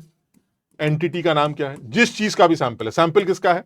सर सैंपल तो सोडियम का है। सोडियम क्या होता है? सर सोडियम तो एटम होता है। तो यानी कि आपको सोडियम एटम हमारा एंटिटी है। मेरी बात सब लोग समझ रहे? यानी जिस चीज का भी सैंपल है उसी को एंटिटी कह दिया जाता है। और एग्जांपल लेते हैं, मान लीजिए ले लेते हैं अब 12 ग्राम NO3 माइनस, मान लीजिए ये सैंपल। तो अगर यहां पर कोई पूछे कि बताइए इस एंटिटी क्या है, इस सैंपल की एंटिटी क्या है? एंटिटी मतलब जिसने वो सैंपल बनाया। किसने बनाया सैंपल? सर नाइट्रेट आयन ने। तो एंटिटी का नाम क्या है? सर एंटिटी का नाम नाइट्रेट आयन है। This nitrate ion is entity. यानी कहने का मतलब ये हुआ जिस चीज का भी सैंपल है वही एंटिटी। तो अभी जो डेफिनेशन है वो डेफिनेशन क्या पड़ी है? डेफिनेशन का मतलब है कि अगर आप 1 मोल हैं, तो इसका मतलब अगर उस सैंपल का 1 मोल है तो इसका मतलब उसके अंदर जो एंटिटीज प्रेजेंट है वो 1 मोल। जैसे जैसे मैं और एग्जांपल लेता हूं, ये बिल्कुल क्लियर होना चाहिए, यही वो बेसिक्स हैं। अगर क्लियर हो जाते तो बच्चे का रुझान जो है वो बन जाता है। शुरू में यही सब कमियां आती हैं और बच्चे का इंटरेस्ट खत्म हो जाता है। जैसे मैं और एग्जांपल लेता हूं, एग्जांपल क्या लेते हैं, मान लीजिए एक एग्जांपल और लेते हैं, ये सैंपल ले लेते हैं, ये सैंपल ले लिया 50, या ऐसे ले लेते हैं 1 मोल कैल्शियम कार्बोनेट सैंपल। मान लीजिए 1 मोल कैल्शियम कार्बोनेट सैंपल है, ये सर कैल्शियम कार्बोनेट सैंपल। इसका क्या मतलब सर, 1 मोल कैल्शियम कार्बोनेट का मतलब है, अभी आपने बाय डेफिनेशन ये बताया कि 1 मोल का मतलब है Na एंटिटीज। अगर Na एंटिटीज है तो वो 1 मोल। क्लियर है? तो अगर आपने 1 मोल कैल्शियम कार्बोनेट सैंपल बोला तो इसका मतलब इसके अंदर Na एंटिटीज प्रेजेंट है। किसकी? सर जिस चीज का सैंपल है। एंटिटी किसे कहते हैं सर? एंटिटी कहते हैं सैंपल जिस चीज से बना होता है। यानी एक चीज तो क्लियर है, 1 मोल कैल्शियम कार्बोनेट का मतलब है Na एंटिटीज प्रेजेंट है। Na entities. और एंटिटीज क्या है जरा बताओ कोई सोच के, इस सैंपल में एंटिटी का नाम क्या है? सर इस सैंपल में एंटिटी का नाम है कैल्शियम कार्बोनेट। क्या है ये? मॉलिक्यूल। यानी कि NaCaCO3 मॉलिक्यूल्स प्रेजेंट हैं। समझो बात को, NaCaCO3 मॉलिक्यूल्स प्रेजेंट है। यानी इस सैंपल में अगर 1 मोल कैल्शियम कार्बोनेट है तो इस 1 मोल कैल्शियम कार्बोनेट में Na calcium carbonate molecules present होंगे। क्लियर? क्लियर है? अगर पूछेगा कितने एटम्स प्रेजेंट है तो क्या बताओगे? सर अगर आपको एटम्स निकालने हो तो इस मॉलिक्यूल की एटॉमिसिटी से मल्टीप्लाई कर दीजिएगा। हमने का मतलब कह रहा है कि सर एक मॉलिक्यूल में कितने एटम्स हैं? सर एक मॉलिक्यूल में 5 एटम्स हैं। अगर एक मॉलिक्यूल में 5 एटम्स हैं तो यही इसकी एटॉमिसिटी होती। यानी अगर एक मॉलिक्यूल में 5 एटम्स हैं, देख रहे हो ना, कैल्शियम एक एटम हो गया, कार्बन दूसरा एटम हो गया और 3 ऑक्सीजन हो गए, तो यानी एक एटम मॉलिक्यूल में 5 एटम्स है। यानी इसकी एटॉमिसिटी कितनी है? 5। तो अगर आप ये कहते हैं कि you have 1 mole of calcium carbonate, तो इसका ये मतलब नहीं है कि एक मोल एटम्स है ना, एक मोल एंटिटीज है। और एंटिटीज क्या है? Calcium carbonate molecule. यानी आपके पास Na कैल्शियम कार्बोनेट मॉलिक्यूल्स है और एक कैल्शियम कार्बोनेट में कितने एटम्स होते हैं? 5। तो फिर इतने में कितने होंगे? 5 से मल्टीप्लाई कर दो। वही मैंने बोला था ना, जब ये वाली बारी आती है कि एक में इतने हैं तो 5 में कितने होंगे, तो तुम इसमें कंफ्यूज हो जाते हो। अरे यार ये तो बचपन से करते चले आ रहे हो कि अगर एक कैल्शियम कार्बोनेट में 5 एटम्स होते हैं तो फिर Na कैल्शियम कार्बोनेट में कितने एटम्स होंगे? सर आपने 5 से मल्टीप्लाई कर दिया, so it will be 5 Na atoms. समझे मेरी बात को? यानी मैं ये बताना चाह रहा हूं कि अगर आपके पास कोई भी सैंपल, उस सैंपल के अंदर अगर आपको नंबर ऑफ एटम्स निकालने हो, नंबर ऑफ मॉलिक्यूल्स निकालने हो, नंबर ऑफ प्रोटॉन्स निकालने हो, कुछ भी निकालना हो, तो तरीका क्या है? तरीका ये कि सर सबसे पहले ये बताइए उस सैंपल के अंदर टोटल एंटिटीज कितनी। उन एंटिटीज से हम डिसाइड करेंगे कि आगे की चीजें कैसे निकलेंगी। अब जैसे इस सवाल में वो कहता है कि भाई मुझे बताइए इस सैंपल में कितने कैल्शियम कार्बोनेट मॉलिक्यूल्स एग्जिस्ट करते हैं। तो सर कैल्शियम कार्बोनेट मॉलिक्यूल ही तो मेरी एंटिटी है और आपने बताया 1 मोल है, तो 1 मोल का मतलब है Na एंटिटीज, यानी Na calcium carbonate molecules exist करेंगे। अगर आप एटम पूछते हैं तो मैं अब एटम्स निकालूंगा। एक कैल्शियम कार्बोनेट में 5 एटम्स है तो Na कैल्शियम कार्बोनेट मॉलिक्यूल्स में 5 से मल्टीप्लाई कर दूंगा क्योंकि वही उसकी एटॉमिसिटी है, आपको 5 Na एटम्स मिल जाएंगे। समझ में आ रहा है? यानी सब लोग इस बात को समझें कि एंटिटी का मतलब है जिस चीज का सैंपल है। मैं इस बार बार वो सैंपल का नाम ना लेकर एक वर्ड यूज करता हूं जिसको एंटिटी कहता हूं। तो बच्चे को पहले ही समझाना चाह रहा हूं मैं कि एंटिटी का मतलब होता है जिस चीज का भी सैंपल है, और वो एंटिटी एटम भी हो सकती है, वो मॉलिक्यूल भी हो सकती है, वो आयंस भी हो सकती है, एंटिटी किसी भी कुछ भी हो सकती है। तो इसका मतलब हुआ अगर वो सैंपल आपके मॉलिक्यूल का सैंपल है तो उसको आप एंटिटी का नाम मॉलिक्यूल रख दीजिएगा। अगर वो सैंपल एटम्स का सैंपल है तो एंटिटी का नाम एटम रख दीजिएगा। अगर वो सैंपल आयंस का सैंपल है तो उस एंटिटी का नाम आयंस रख दीजिएगा। आपको यह चीज क्लियर है कि अब तक जो समझ में आया वो ये कि 1 मोल का मतलब है Na एंटिटीज, यानी किसी भी सैंपल का अगर 1 मोल है, 1 मोल पानी पड़ा है तो आप क्या बोलेंगे? 1 मोल H2O पड़ा है। H2O मॉलिक्यूल्स 1 मोल है। अगर वो नंबर पूछना चाहता है कि H2O मॉलिक्यूल्स कितने हैं तो 1 मोल में क्योंकि Na होते हैं तो इसका मतलब Na H2O मॉलिक्यूल्स एग्जिस्ट कर रहे हैं। क्लियर है ना? जैसे अगर मैं यहां पर बोलूं इसी बात को, ये हमारे पास ये सैंपल है और ये मान लीजिए है हमारे पास 2 मोल H2O सैंपल, 2 मोल H2O सैंपल। तो अगर ये 2 मोल H2O सैंपल है तो ये बिल्कुल क्लियर हो गया कि 2 मोल H2O सैंपल का मतलब है मेरे पास 2 मोल H2O मॉलिक्यूल्स एग्जिस्ट कर रहे हैं, ठीक है, और 1 मोल में कितनी एंटिटीज होती हैं? Na। तो 2 मोल में कितनी होंगी? 2Na। एंटिटी का नाम क्या है? H2O molecule. इसका मतलब यह हुआ आपके पास 2Na H2O मॉलिक्यूल्स। और अगर आपको एटम्स चाहिए तो एटम्स कैसे निकल के आएंगे? सर, एक पानी के मॉलिक्यूल में 3 एटम्स है, देख रहे हैं आप, इसकी एटॉमिसिटी कितनी है? इसकी एटॉमिसिटी 3। तो अगर इसकी एटॉमिसिटी 3 है, 2 हाइड्रोजन 1 ऑक्सीजन, तो नंबर ऑफ एटम्स कैलकुलेट करने हो तो कैसे निकालेंगे? सर, 2Na तो मॉलिक्यूल है और एक मॉलिक्यूल में 3 एटम्स हैं, तो total 6Na atoms, total 6Na atoms जो हैं वो एग्जिस्ट करेंगे इस वाटर के सैंपल। समझ लो बात को? यानी कहने का मतलब ये हुआ सर, बिल्कुल क्लियर है, 1 मोल का मतलब Na होता है। क्या Na होता है? एटम या मॉलिक्यूल या आयन? अरे सर, जिस चीज का सैंपल है वही होता है। अगर वो मॉलिक्यूल है तो Na मॉलिक्यूल, अगर वो एटम है तो Na एटम, अगर वो आयन है तो Na आयन। खत्म हो गई बात। समझ रहे हैं? उसके बाद आपको जो आगे निकालना है निकालते रहिए। ठीक है, समझ में आ गया? तो ये मोल के बारे में बात कर रहे हैं, लेकिन इससे भी ज्यादा एक एब्सर्ड सी बात और करनी है, वो ये है कि मोल के 3 और नाम हैं जो हमें ध्यान रखने। तो अगर कभी भी कोई मॉलिक्यूलर सैंपल है, यानी एंटिटीज हमारे मॉलिक्यूल्स हैं, तो मोल को ग्राम मॉलिक्यूल भी कहा जाता है। यानी अगर आपके एंटिटी सैंपल मॉलिक्यूल्स का सैंपल है, तो आप मोल को ग्राम मॉलिक्यूल के टर्म्स में भी रिप्रेजेंट कर सकते हैं। यानी 2 मोल पानी की जगह आप 2 ग्राम मॉलिक्यूल ऑफ पानी भी बोल सकते हैं। यानी मोल का एक और नाम ग्राम एटम, ग्राम मॉलिक्यूल या ग्राम आयन भी होता है, जो कि मॉडर्न प्रैक्टिस में यूज किया जाता है। समझो बात को। ये चीज बच्चों को कंफ्यूज करती है, इसलिए इसको जरूर याद रखना है। यानी अगर कभी कहा जाए कि 2 मोल कार्बन एटम्स प्रेजेंट हैं, तो आप इसको ऐसे भी बोल सकते हैं 2 ग्राम एटम्स ऑफ कार्बन प्रेजेंट है। क्योंकि कार्बन एटम्स है तो आप ग्राम मोल को क्या लिख सकते हैं? Gram atom. अगर कोई मॉलिक्यूल होता तो उसको मोल की जगह ग्राम मॉलिक्यूल में कन्वर्ट कर सकते थे। अगर कोई आयन है तो उसके मोल्स की जगह उसको ग्राम आयन लिख सकते थे। जैसे एग्जांपल के तौर पर भी मैं बता दूं, जैसे मान लीजिए आपसे कहूं कि 2 मोल सोडियम एटम्स, अगर ये, तो मैं इसको क्या लिख सकता हूं? मैं इसको लिख सकता हूं 2, क्योंकि एटम्स का सैंपल है तो मैं इसको लिख सकता हूं 2 ग्राम एटम। मोल की जगह क्या लिख सकते हैं? 2 मोल है ना, तो मोल की जगह क्या लिख सकते हैं? अगर एटम है तो gram atom, 2 gram atom of sodium. Clear? अच्छा, ऐसे ही मान लीजिए ऐसा होता है 2 मोल, कुछ भी ले लो यार, KMnO4। 2 मोल KMnO4 मॉलिक्यूल्स है। अब क्योंकि सर मॉलिक्यूलर सैंपल है, तो मोल को ग्राम मॉलिक्यूल लिख सकते हैं। तो आप इसको लिख सकते हैं 2 ग्राम मॉलिक्यूल ऑफ KMnO4। दोनों बातें सेम।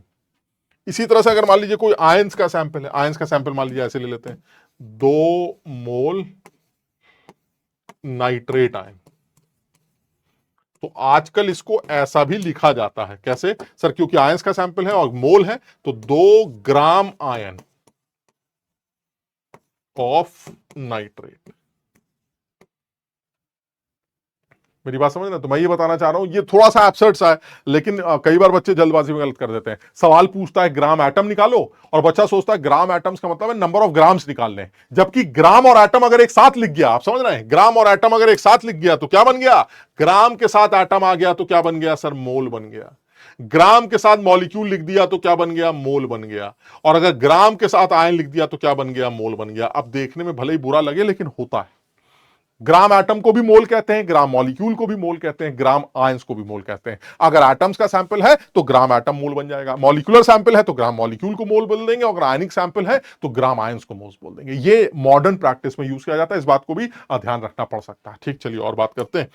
तो इन सारी बातों से जो बात समझ में आती है वो ये है कि ठीक है सर, हमें इंडिविजुअल एटम्स के मोल्स निकालने या इंडिविजुअल एटम्स का मास निकालना समझ में आ गया। और मुझे ये भी समझ में आ गया कि एक मोल एक्चुअली होता क्या, एक मोल कहते किसको है। तो एक मोल का मतलब है Na एंटिटीज अगर प्रेजेंट हैं तो उसे 1 मोल बोल दिया जाएगा। इतना हमें बात समझ में आती। तो अगर मैं किसी भी एटम का ग्राम एटॉमिक वेट निकालना चाहता हूं या ग्राम मॉलिक्यूलर वेट निकालना चाहता हूं, चलिए सर और साफ भाषा में बात करूं, तो मोलर मास निकालना चाहता हूं। तो अगर मैं किसी भी एटम का मोलर मास या किसी मॉलिक्यूल का मोलर मास निकालना चाहता हूं तो कैसे निकाला जाएगा, ये सोचते हैं। तो ये तो बड़ा आसान है सर। कैसे?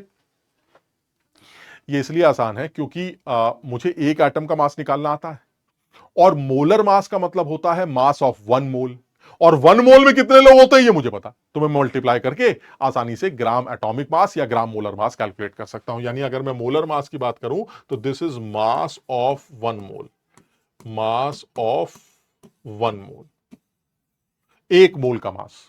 ठीक है, अब आप किसी का भी ग्राम एटॉमिक मास निकाल के देख लीजिए। अभी आप निकालते हैं, जैसे मान लीजिए ग्राम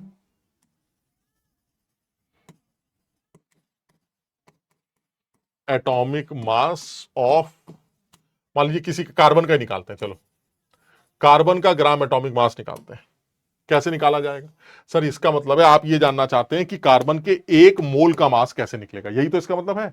ग्राम एटॉमिक मास का मतलब है एटॉमिक मास को आप ग्राम में लिखना चाह रहे हैं। 1 मोल का मास, ग्राम एटॉमिक मास का मतलब 1 मोल का मास। तो अगर आप 1 मोल का मास निकालना चाहते हो तो कैसे निकालेंगे सर? एक कार्बन का मास आपको पता है, 1 मोल का निकाल लीजिएगा, खत्म हो गया। तो चलिए 1 मोल का मास निकालते हैं, मास ऑफ, जिसको आप मोलर मास कहते हैं। Molar mass is equal to, एक कार्बन का मास कितना होता है जरा बताओ सर? एक कार्बन का मास होता है 12U, याद है? एक कार्बन का मास 12U, और U को ग्राम में, क्योंकि मुझे तो वेट ग्राम में चाहिए, तो U को ग्राम में कन्वर्ट कर देते हैं। तो दिस इज 1.66 इंटू 10⁻⁻24। क्या है ये सर? ये है ग्राम में एक का मास, एक कार्बन का। और आपको मोलर मास चाहिए, यानी 1 मोल कार्बन का। 1 मोल में कितने कार्बन होंगे सर? 1 मोल में Na कार्बन होंगे। तो आपने इसको किससे मल्टीप्लाई कर दिया? 6.022 इंटू 10⁻23, और ये यूनिट क्या बनेगी? ग्राम। क्यों? क्योंकि आपने 12U को ग्राम में कन्वर्ट किया। यानी ये है एक कार्बन का मास। समझ रहे हो ना बात को? This is the weight of 1 carbon, weight of 1 carbon, and multiplied by Avogadro number, that means 1 mole में कितने कार्बन होंगे, मल्टीप्लाई कर दिया तो आपको टोटल मास मिल जाएगा। जब आप इसको सॉल्व करेंगे तो आपको पता चलेगा दिस इज 12 ग्राम। हो सकता है तुम में से बहुत सारे बच्चों को आज समझ में आया हो कि सर एक कार्बन का तो 12U होता है, लेकिन 1 मोल का मास 12 ग्राम होता है। तो जब कभी कोई पूछे कि कार्बन का एटॉमिक वेट 12 ग्राम का क्या मतलब है, तो आप बताइएगा कि ये कार्बन के 1 मोल का मास है, दिस इज मोलर मास, या फिर gram atomic mass of carbon. और कोई अगर ये पूछे कि यार मैंने तो सुना था कार्बन का एटॉमिक वेट 12U होता है, तो आप बताइएगा हां, कार्बन का एटॉमिक वेट 12U होता है, वो एक कार्बन का वेट होता है। यानी एक कार्बन का 12U और 1 मोल का 12 ग्राम। आप समझ रहे यू और ग्राम में अंतर क्या है? एक का यू में आता है और 1 मोल का हमेशा ग्राम में आता है। इसी तरह से आपने मान लीजिए किसी मॉलिक्यूल का निकाला, मान लीजिए किसी मॉलिक्यूल का भी निकाल के देखते हैं। ग्राम मॉलिक्यूलर मास ले लेते हैं, ग्राम मॉलिक्यूलर मास ऑफ कुछ भी ले लो, MgCO3 का निकालते हैं, gram molecular mass of MgCO3।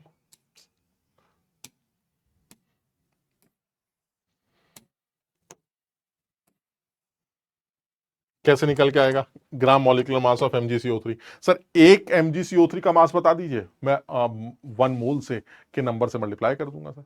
तो एक MgCO3 का मास कैसे निकलेगा? Mg का जो वेट होता है वो होता है 24U, आप समझ रहे हैं? और कार्बन का आपको पता ही है, ऑक्सीजन का आपको पता ही है। तो यानी अगर मैं एक MgCO3 की बात करूं तो CO3 इज 60 और Mg इज 24, यानी ये 84U।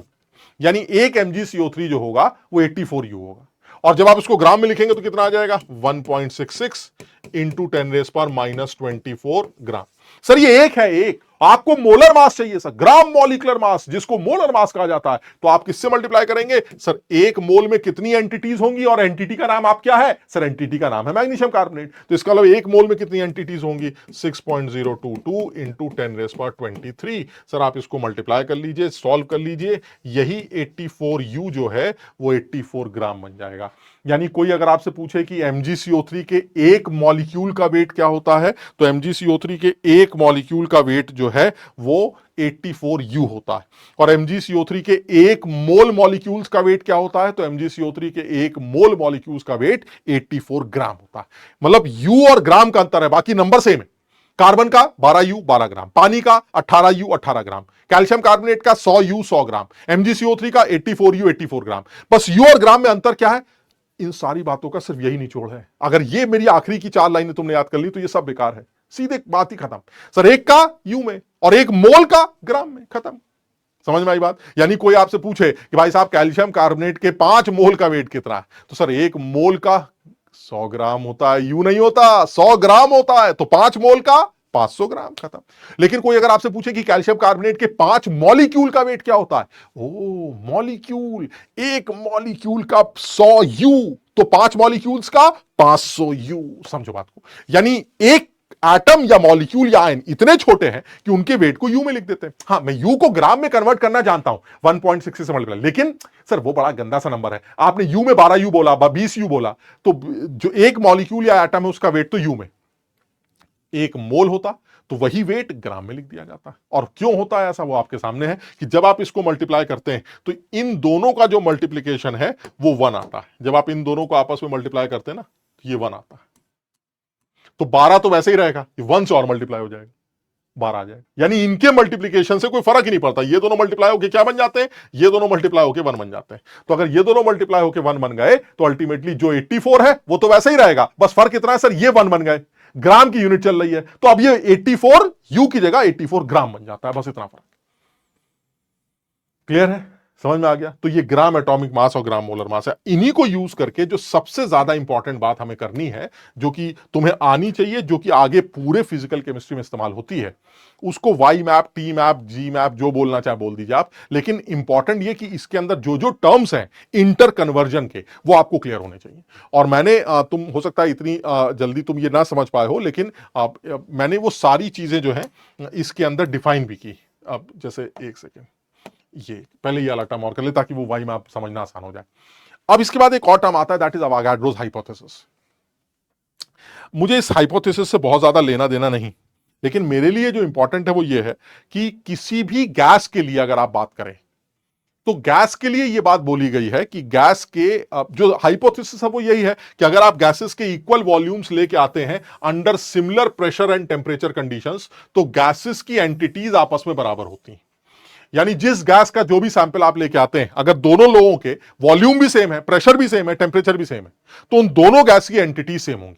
अगर वो एंटिटीज मॉलिक्यूल्स है तो मॉलिक्यूल सेम होंगे, अगर उस गैस के अंदर सिर्फ एटम्स है तो एटम सेम होंगे। मेरी बात समझ रहे हैं? यानी गैस जिस चीज की भी है, जो भी गैस का नाम है, अगर वो गैस एटम है, जैसे हीलियम गैस, जिनॉन गैस, सिर्फ हीलियम एटम होता है ना, मॉलिक्यूल नहीं होता, तो इसका मतलब ये हुआ अगर वो गैस का जो एंटिटी है वो एटम है तो उन दोनों जगहों पर एटम सेम होंगे। अगर इन दोनों गैसेस की जो एंटिटीज है वो मॉलिक्यूल्स है तो मॉलिक्यूल सेम होंगे। यानी अगर दो गैसेस के वॉल्यूम सेम है, उनके प्रेशर भी सेम है, टेम्परेचर भी सेम है, तो इन दोनों गैसेस के अंदर की जो एंटिटीज है वो सेम होंगी। ये हमारा अवोगाड्रोस हाइपोथेसिस।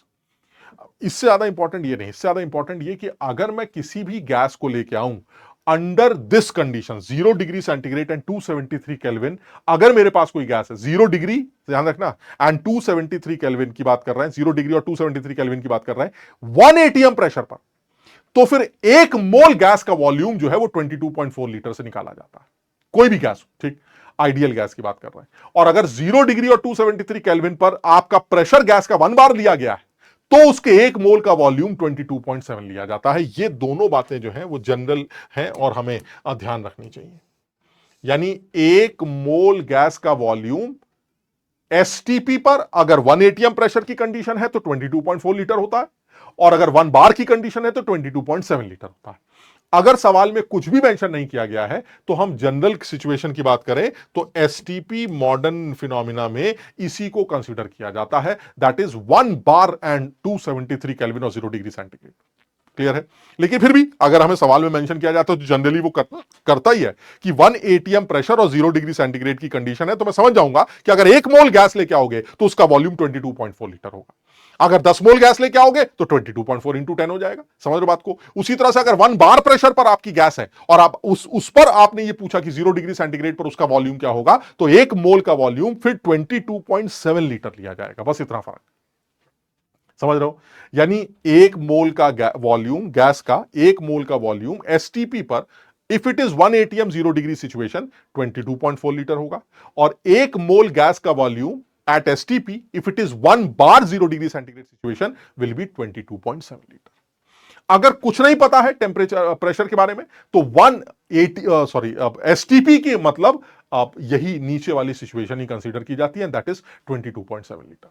यानी अगर उसने ये नहीं बताया कि मैं 1 एटीएम की लेके आया या 1 बार, उसने कह दिया भाई एसटीपी पर एक गैस है, तो अगर उसने STP word standard temperature pressure situation word use किया है, उसने ये नहीं बताया कि प्रेशर 1 एटीएम है या 1 बार, तो ऐसे में आप अज्यूम कर लीजिएगा भाई वो नीचे वाली की बात कर रहा है, यानी 1 मोल गैस का वॉल्यूम 22.7 लीटर एसटीपी पर कंसीडर किया जाए।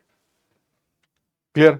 तो मुझे इस बात का थोड़ा सा ध्यान देना होगा। तो अब इसी को यूज करके ना एक वाई मैप बनाते हैं। वाई मैप का मतलब जो इंटर कन्वर्जन जो कि बहुत ज्यादा इस्तेमाल होते हैं। तो मैं तुम्हें बताता हूं, जैसे मान लीजिए मैंने बीच में मोल रख लिया, ये मोल, ठीक है। अब मैं मोल से कहां कहां जा सकता हूं या कहां कहां से मोल्स ला सकता हूं वो सीखता हूं, ठीक। और ये सारे डेरिवेशंस तुमने अभी तुम्हारे सामने मैंने करके दिखाए हैं, तुम अपने आप अगर लगाओगे तुम्हें सारे डेरिवेशन समझ में आएंगे। अगर मोल से मान लीजिए मैं एंटिटीज निकालना चाहता हूं, सर ये एंटिटीज का मतलब मॉलिक्यूल्स होता है या एटम्स होता है या आयंस होता है? अरे एंटिटी कुछ भी हो सकती है, जिस चीज का सैंपल है उसे एंटिटी कह देंगे। अगर मॉलिक्यूलर सैंपल है तो एंटिटी का नाम मॉलिक्यूल होगा, अगर एटम का सैंपल है तो एंटिटी का नाम एटम होगा, अगर आयनिक सैंपल है तो एंटिटी का नाम आयंस होगा। तो यानी अगर आपको किसी भी चीज का सैंपल दिया जाए और उसके मोल्स दे रखें, तो उसके अंदर एंटिटी कितनी प्रेजेंट है, जिसका सैंपल है वो कितना प्रेजेंट है, वो निकालने के लिए आप खुद बताइए। अभी आपने सीखा था सर, आपने बताया है अवागाड्रो नंबर से मल्टीप्लाई कर देते हैं, याद है? यानी मोल्स को एंटिटीज में कन्वर्ट करने के लिए अवागाड्रो नंबर से मल्टीप्लाई कर देंगे, क्योंकि एक मोल में एन एंटिटीज होती हैं, तो 10 मोल में 10 इंटू एन हो जाएंगी। यानी अगर आपको मोल से एंटिटीज तक जाना है तो आप अवागाड्रो नंबर से मल्टीप्लाई करेंगे। और यही काम अगर आपको उल्टा करना है तो क्या करेंगे? सर यही काम अगर आपको उल्टा करना है तो आपको अवागाड्रो नंबर से डिवाइड करना पड़ेगा। क्लियर है? यानी अगर आपको नंबर ऑफ एंटिटीज दे रखी हो और आपको नंबर ऑफ एंटिटीज से मोल्स तक पहुंचना है तो आपको Na से डिवाइड करना पड़ेगा। क्लियर है? चलिए नीचे आते हैं। सर मोल्स को अगर मैं एंटिटीज की जगह मास तक लेके जाऊं, यानी मैं सैंपल का मास निकालना चाहता हूं, यानी जिस चीज के भी मोल्स दे रखे हैं अगर मैं उस सैंपल का मास निकालना चाहता हूं, तो सर आप बता चुके हैं सर एक मोल का जो मास होता है वो मोलर मास के बराबर होता है।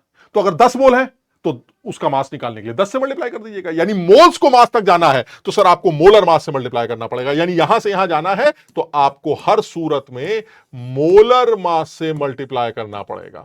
अब अगर वो एटम है तो एटम का मोलर मास यूज करिए, अगर वो मॉलिक्यूलर सैंपल है तो मॉलिक्यूल का मोलर मास। मोलर मास मतलब एक मोल का मास।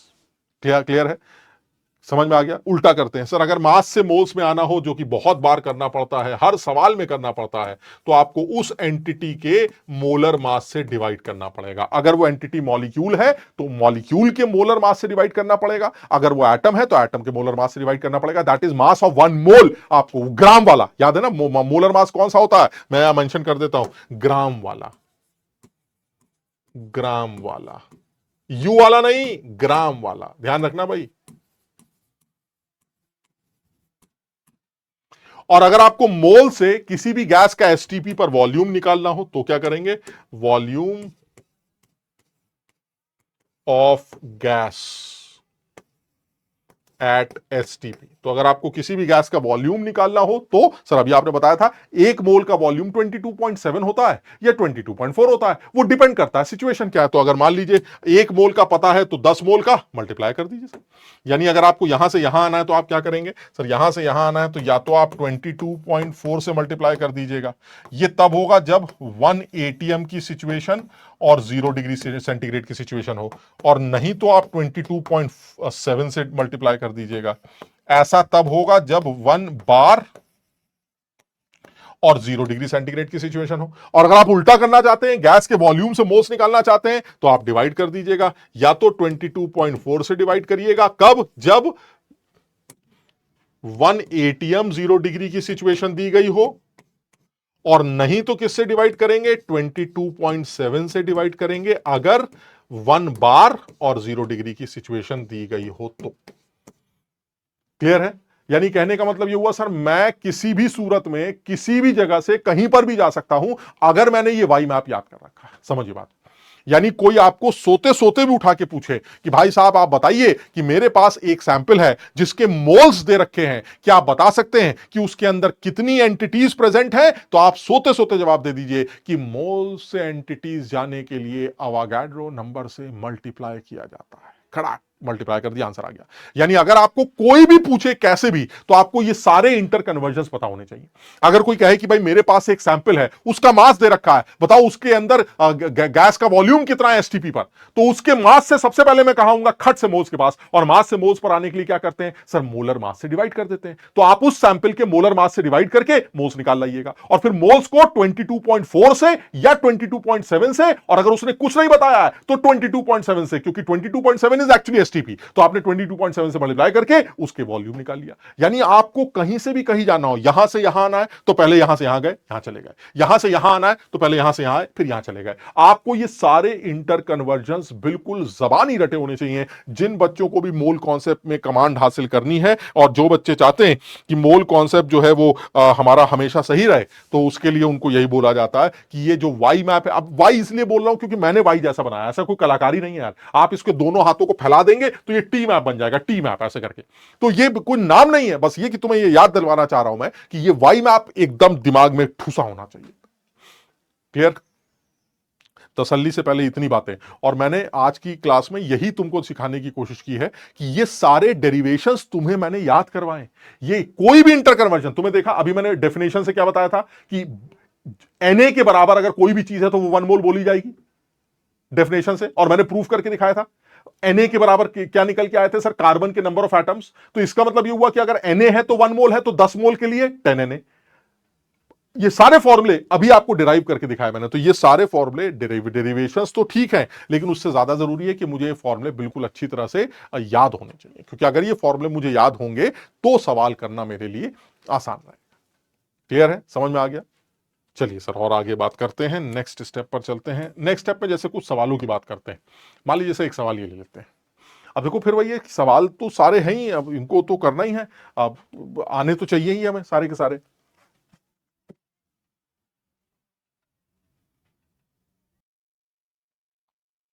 तो ये भी अब जैसे देखो, एक अलग तरीका है सवाल पूछे जाने का। जैसे मान लीजिए उसने इस तरह का कोई सवाल बनाया कि ये एक एटम के लिए बनाया उसने कि उस एटम के जो नंबर, उस एलिमेंट के जो नंबर ऑफ एटम्स हैं और उसके वेट का अगर एक ग्राफ बनाया जाए, तो वो कुछ ऐसा बनता है, एक लीनियर, और लॉजिकल भी लगता है कि नंबर ऑफ एटम्स बढ़ेंगे तो वेट भी बढ़ेगा, है ना, तो लॉजिकल है। और वो जो ग्राफ बनाया गया है, वो ग्राफ कुछ ऐसा बनाया गया है जिसका जो स्लोप है वो हमें दे रखा है। यानी अगर आप ध्यान से देखें तो इस ग्राफ का जो स्लोप बन रहा है वो है 1.5 इंटू 10⁻²2। आप समझ रहे हैं? tan थीटा जो है वो 1.5 इंटू 10⁻²2। और आपको पता है कि जो स्लोप है वो कैसे निकाला जाता है? तो स्लोप तो y/x से निकाला जाता है। यानी कि एक तरह से देखा जाए तो 1.5 इंटू 10⁻²2 जो कि हमारा स्लोप है, वो क्या होना चाहिए? वो होना चाहिए number of atoms divided by weight, है ना, यही होना चाहिए, number of atoms divided by weight.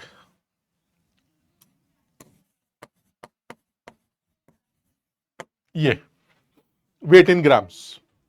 अब मुझे एक्चुअली उस एलिमेंट का एटॉमिक मास निकालना, यानी अब अगर मुझे उसका एटॉमिक वेट निकालना है तो किसी तरह से एटॉमिक वेट का टर्म भी आना चाहिए।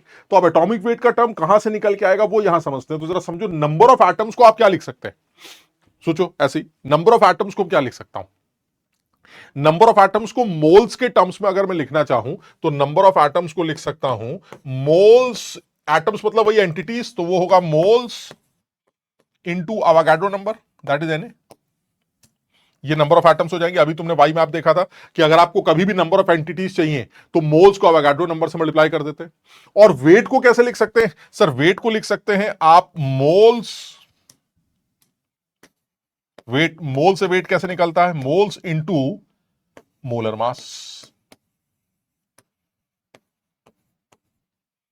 मोल्स को मोलर मास से मल्टीप्लाई कर देंगे तो वेट आ जाएगा। तो ऐसा करने से, अच्छा सवाल है, ऐसा करने से होगा क्या कि सर ये जो मोल्स हैं ये मोल्स कैंसिल हो जाएंगे और मोलर मास मुझे मिल जाएगा। अगर आप ध्यान से देखें तो जो मोलर मास जो कि आप निकालना चाहते हैं, जिसको आप एटॉमिक वेट बोल रहे हैं, मोलर मास यानी एक मोल का मास निकल आएगा Avogadro number divided by 1.5 into 10⁻²², ये निकला है। अगर यहां पर सवाल में मेंशन किया गया होगा, मान लेते हैं अवागाड्रो नंबर 6 इंटू 10⁻23, ऐसा हमें सवाल में गिवन है। तो अगर अवागाड्रो, ताकि इंटीजर वैल्यू निकल आए, तो अगर हमने एनए की वैल्यू जो रखी वो रखी 6 इंटू 10⁻23 और नीचे डिनोमिनेटर में आ गया आपका 1.5 इंटू 10⁻22। आप इसको सॉल्व करेंगे तो आपको जो मोलर मास मिलेगा वो मिलेगा 40 ग्राम पर मोल, यानी एक मोल का मास 40 आएगा, जिसको आप यहां पर एटॉमिक मास बोल रहे हैं। तो अगर आप एटॉमिक मास की बात करते हैं तो एटॉमिक मास जो कि ग्राम में लिखा गया है दैट इज 40 ग्राम पर मोल।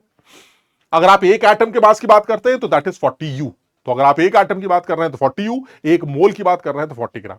तो दैट मींस बड़े सीधे तरीके से सवाल किया जा सकता है। सिर्फ करना क्या था कि आपने सबसे पहले tan थीटा जो कि स्लोप है उसको y बाय एक्स से रिलेट कर दिया, फिर नंबर ऑफ एटम्स को मोल्स में कन्वर्ट कर दिया और वेट को भी मोल्स में कन्वर्ट कर दिया। फायदा ये हुआ कि मोल्स मोल्स कैंसिल हो गए, Na हमें ऑलरेडी पहले से पता होता है, हमें मोलर मास चाहिए, वो मोलर मास मिल जाएगा। तो हमने यहां से आसानी से मोलर मास कैलकुलेट कर लिया, दैट इज 40। क्लियर? चलिए और देखते हैं।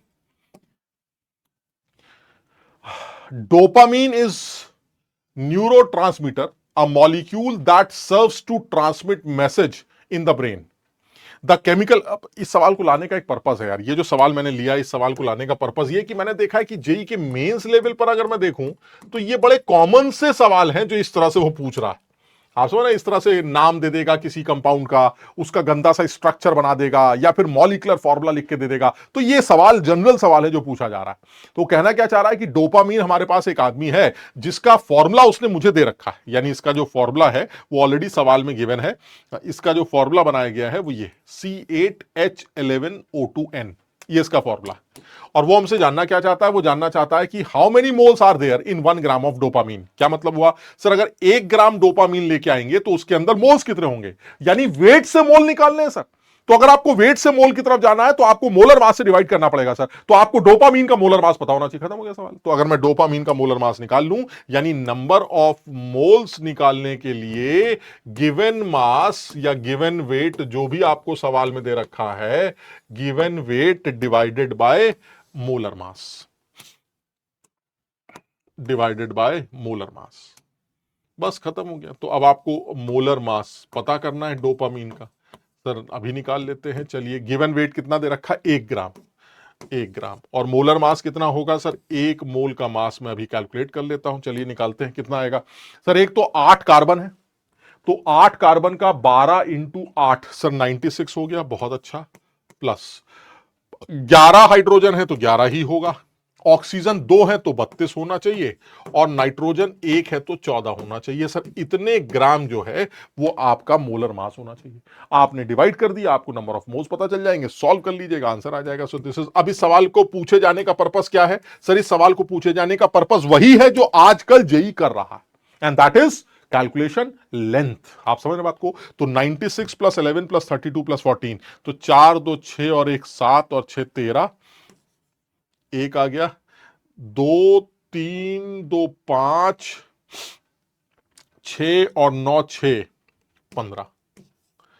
सर ये आपके मोल हैं सर, इतने मोल आपके सवाल में। अब सर सवाल को पूछे जाने का लॉजिक तो आप समझ ही रहे हैं कि सवाल को पूछे जाने का लॉजिक तो कैलकुलेशन ही है। तो 1/153 ये आपका आंसर आ जाएगा। तो अगर आपको डिवाइड करना आता है तो डिवाइड कर लीजिए, 1 डिवाइडेड बाय 153 करके 0.00654 ये आंसर आ जाए। तो अब सवाल पूछे जाने का पर्पस तो मैं समझ ही गया, और पर्पस बिल्कुल क्लियर है। ये वही पर्पस है जो जिस पर्पस पर वो सवाल हमसे अब पूछ रहा है। अच्छा, दूसरा और भी है, पूरा सॉल्व करने की जरूरत नहीं है, एक पढ़ा लिखा बच्चा अंदाजा लगा सकता है। आप समझ, जैसे अंदाजा का मतलब जैसे 1/153 है, तो आप समझ जाएंगे अगर 1/100 भी होता तो ये 0.01 होता, 1/150 है तो 0.01 से और कम होगा। आप समझ, तो ये 0.06 से तो छोटा ही होना चाहिए। तो थोड़ा सा अंदाजा लगाएंगे तो अंदाजा से भी आंसर निकाला जा सकता है। लेकिन यार फिर वही है कि अब चलिए अंदाजा यहां लग जाएगा, हर बार अंदाजा नहीं लगेगा, लेकिन पर्पस जेई का वही चल रहा है। जेई का पर्पस वही है कि आप थोड़ी सी लेंथ बढ़ाते हैं, थोड़ा सा कैलकुलेशन डालते हैं, और मुझे उम्मीद है आगे आने वाले 1-2 सालों के अंदर थोड़े से कॉन्सेप्चुअल चीजों को मिक्स करने की भी वो कोशिश करेगा। चलिए और सवाल देख लेते हैं। देखिए जैसे एक और सवाल ले लेते हैं। वो कह रहा है कि अगर मान लीजिए किसी ने ये लिखा फैसल रजाक करके, है ना, एक एक लाइन लिखी फैसल रजाक, तो वो कह रहे हैं कि इसको लिखने में ग्रेफाइट की पेंसिल से, ग्रेफाइट मतलब कार्बन, तो कार्बन की पेंसिल से जब ये किसी ने मेरा नाम लिखा तो पता चला उसका जो वजन आ रहा है वो ये आ रहा है 3 × 10⁻⁻10 ग्राम। यानी पेंसिल से लिखा तो जो ग्रेफाइट का वेट है, जो खर्च हुआ वेट, वो 3 × 10⁻10 ग्राम। ठीक है, यानी ग्रेफाइट से जब आपने इसका नाम, ये नाम लिखा तो उस नाम का जो वजन है वो ये आ रहा। वो कह रहा आप बता सकते हैं कि इस नाम में कितने कार्बन एटम्स। तो मैंने कहा फिर वही है सर, वजन दे रखा है और आपसे नंबर ऑफ एंटिटीज पूछी गई हैं सर, वजन से मोल आ जाएंगे सर, मोल से एंटिटीज आ जाएंगी, खत्म हो गया सवाल। क्लियर है? और ये सब बिल्कुल पूछे जाने वाले सवाल, पूछे जाने लायक सवाल, एकदम पूछे जाते लाइन से एकदम। तो यानी कि सबसे पहले मोल्स निकाल लेते हैं। मोल्स कितने आ जाएंगे? मोल्स आ जाएंगे वेट 3 × 10⁻⁻10 डिवाइडेड बाय अवागाड्रोस नंबर, और सवाल में अवागाड्रोस नंबर छोटा करके दे रखा है 6 × 10⁻23। तो रफली रफली अगर देखा जाए तो दिस इज 0.5 × 10⁻⁻33। ये इतने मोल आ गए। यानी जो आपका कार्बन के मोल्स यूज हुए इस नाम को लिखने में, वो इतने मोल आ गए। नहीं एक सेकेंड, ये वेट दे रखा है, एक सेकेंड भाई, ये वेट दे रखा है तो मोल्स निकालने के लिए मोलर मास से डिवाइड करेंगे ना। तो अगर आपको ये वेट दे रखा है, किस यूनिट में दे रखा है सर? ये ग्राम में दे रखा है। तो कार्बन का जो मोलर मास है सर वो 12 ग्राम। तो सर ये आपके मोल्स आ गए। और ये अगर तमीज से देखें तो मुझे लगता है कि ये 1/4 है, दैट इज 0.25 × 10⁻⁻10 मोल। यानी जो कार्बन के मोल खर्च हुए वो ये। लेकिन आपको तो वो कहना चाहता है कि कार्बन के एटम्स कितने हैं, तो जब मोल्स आ गए तो एटम्स भी निकल आएंगे। Number of entities, number of carbon atoms. क्यों? क्योंकि कार्बन एटम्स से ही ये नाम लिखा गया है, तो एंटिटी का नाम क्या है? Carbon atoms. तो नंबर ऑफ कार्बन एटम्स कितने आ जाएंगे? Moles 0.25 × 10⁻⁻10 into Avogadro's number 6 × 10⁻23। तो अगर आप इसको सॉल्व करते हैं तो ये 1.5 आ जाएगा, इंटू 10⁻13 आ जाएगा। यानी 1.5 × 10⁻13 जो है वो आपके नंबर ऑफ कार्बन एटम्स इस्तेमाल हुए होंगे ये काम करने। एक बार कैलकुलेशन जरूर देख लेना, मतलब पर्पस तुम समझो। मोल से मोल, मोल से नहीं, अब वेट से मोल और मोल से नंबर ऑफ एटम्स, वही वाई मैप जो लगातार हमारे काम में आ रहा है। क्लियर? और देख लेते हैं 2025 में सिर्फ ये, हालांकि ऐसा नहीं है कि ये सवाल मैं पहली बार करा रहा हूं, मैंने मंजिल के अंदर भी ये सवाल कराया होगा, आगे भी कहीं ना कहीं पीछे भी कहीं ना कहीं सवाल कराया होगा। ये जो सवाल है या इस तरह का जो सवाल है, ये इसलिए तुम्हें दिखाना चाह रहा हूं कि जैसे अभी मैंने डोपामीन वाला सवाल पूछा था, उसी तरह से और भी सवाल पूछ बनाए जा सकते हैं। सिमिलर टाइप के सवाल है कि 0.1 मोल अगर इसका लेंगे तो उसका वजन कितना होगा। सर मोल से वेट निकालना, वेट से मोल निकालना, तो सवाल में नया क्या है सर? वही मोलर मास से मल्टीप्लाई डिवाइड ही तो करना है। नया ये कि आपको मोलर मास निकालना पड़ेगा ना। तो जिस तरह से डोपामीन का मोलर मास तुमने अभी निकाला 153, सही से ना निकाला होता तो आंसर गलत आ जाता, उसी तरह से साहब का मोलर मास आपको कैलकुलेट करना पड़ेगा, सही से नहीं निकालोगे तो आंसर गलत हो जाएगा। समझ रहे बात को? तो यानी एक चीज तो क्लियर है कि अगर आपको उसका वेट निकालना है तो आंसर इज पॉइंट, कितने मोल आपने ले रखे हैं? 0.1 मोल। तो answer is 0.1 into molar mass. तो जो भी साहब का मोलर मास या मॉलिक्यूलर वेट है वो आपको यूज करना है। अब मॉलिक्यूलर वेट के लिए अब आपको कैलकुलेट करना पड़ेगा, तो देखो कैसे कैसे करोगे सारे, और वही सारी गलती ना हो वो तुम्हें ध्यान रखना पड़ेगा। एक तो यहां 2 हाइड्रोजन भी होंगे, एक हाइड्रोजन यहां पर भी होगा, एक हाइड्रोजन यहां पर भी होगा, एक हाइड्रोजन यहां पर भी होगा, एक हाइड्रोजन यहां पर भी होगा, और एक हाइड्रोजन यहां पर भी होगा। इसके अलावा तो और कोई हाइड्रोजन नहीं है। देख लो भाई।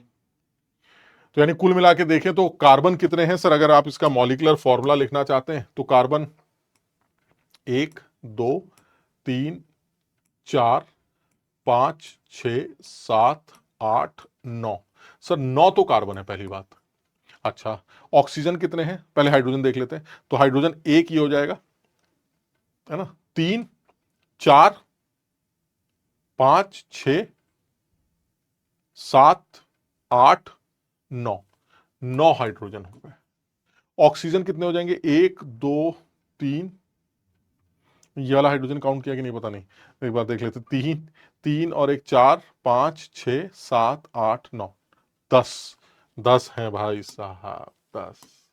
अब बस यही ध्यान रखना है। ऑक्सीजन कितने, 1 2 3 4 5, 5 ऑक्सीजन हो गए।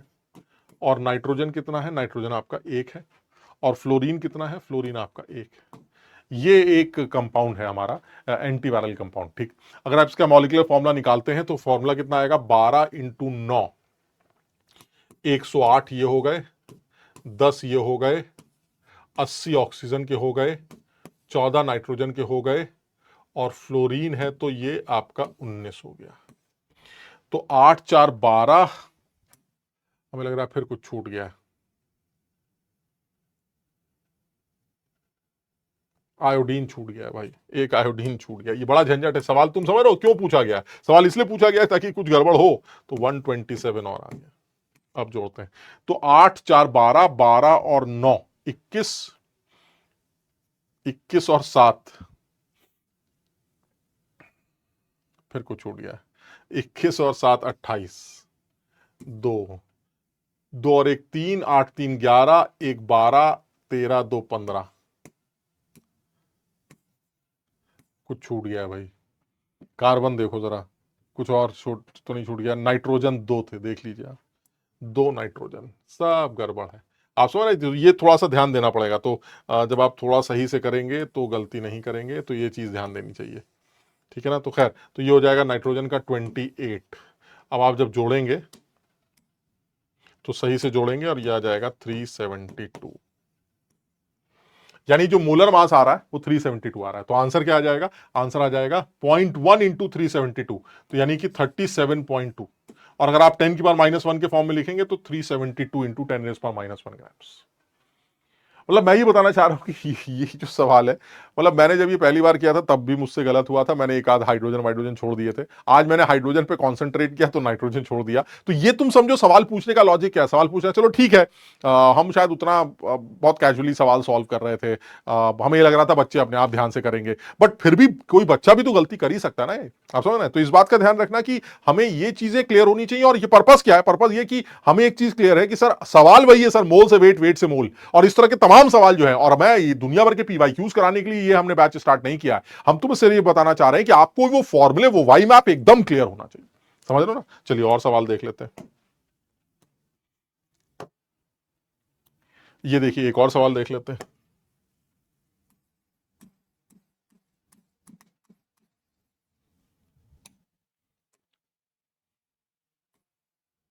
क्या कहना चाह रहे हैं सर? ये कहना चाह रहे हैं आपसे कि number of gas molecules present in 1 ml of gas at 0 degree centigrade and 1 atm is called Loschmidt number its value. ठीक है, हमने कहा वो कोई श्मिट नंबर है आपका, कोई नंबर होगा, हमें इससे मतलब नहीं है। मुद्दा क्या है? मुद्दा यह है कि गैस के मॉलिक्यूल्स 1 ml में जितने भी प्रेजेंट है वो एक नंबर है। तो मैंने कहा भाई देखो, ऐसा है 1 ml में कितनी गैस प्रेजेंट है, यानी आपको वॉल्यूम से, याद है भाई मैप, वॉल्यूम से आपको एंटिटीज तक जाना है। तो आपको वॉल्यूम से सबसे पहले मोल्स के पास आना पड़ेगा और मोल से एंटिटीज के पास जाना पड़ेगा। लेकिन सर वॉल्यूम से मोल्स तक कैसे आते हैं? किसी भी गैस का वॉल्यूम पता हो तो मोल्स तक आने के लिए या तो 22.4 से डिवाइड करते हैं अगर लीटर में वॉल्यूम दे रखा है, और या फिर 22.7 से। सर यहां पर किससे डिवाइड करेंगे? तो अरे भाई कंडीशन दे रखी है उसने, उसने खुद ही बताया है कि जो कंडीशन है वो 0 डिग्री 1 atm है। तो अगर उसने खुद ही बता दिया 0 डिग्री 1 atm है, तो इसका मतलब किस चीज से डिवाइड करेंगे मोल्स निकालने के लिए? सर मोल्स अगर आप निकालना चाहते हैं तो वॉल्यूम ऑफ अ गैस, क्योंकि ये मिलीलीटर में है, तो आपको 22.4 से डिवाइड करना होगा। लेकिन क्योंकि वॉल्यूम मिलीलीटर में है तो नीचे भी 22.4 लीटर की जगह मिलीलीटर ही लेना पड़ेगा। तो कितने मिलीलीटर होते हैं 1 लीटर में? 1000। तो 22.4 में कितने हो जाएंगे? सर आपने 22.4 से क्यों डिवाइड किया, 22.7 से क्यों नहीं किया? क्योंकि 1 atm की सिचुएशन, अगर 0 डिग्री की होती तो सॉरी 1 बार की होती तो मैं 22.7 से डिवाइड करता। ठीक, तो ये सॉल्व कर लिया, तो ये आ गया आपका 1/22,400 मोल। ये आपके मोल आ गए। और मोल्स आने के बाद आपको निकालने क्या है, नंबर ऑफ गैस मॉलिक्यूल्स, यानी सैंपल किसका है, मॉलिक्यूल्स का। तो फिर एंटिटीज क्या होंगी, मॉलिक्यूल्स होंगी। तो नंबर ऑफ एंटिटीज कैसे निकलती थी, नंबर ऑफ एंटिटीज निकालने के लिए जिनको आप मॉलिक्यूल्स कह रहे हैं वो कितनी होंगी, मोल्स को अवागाड्रो नंबर से, अवागाड्रो नंबर की वैल्यू दे रखी है नहीं, तो रफली 6.02 इंटू 10⁻23 से मल्टीप्लाई कर दीजिए सर। इसको आप सॉल्व कर लीजिए, सॉल्व करके जो भी नंबर आएगा वही आंसर होगा। रफली अगर आप देखते हैं तो मुझे लगता है सब लोग समझोगे। ये 22.4 है और इसे 60 ले लेते हैं, है ना, तो 22 या फिर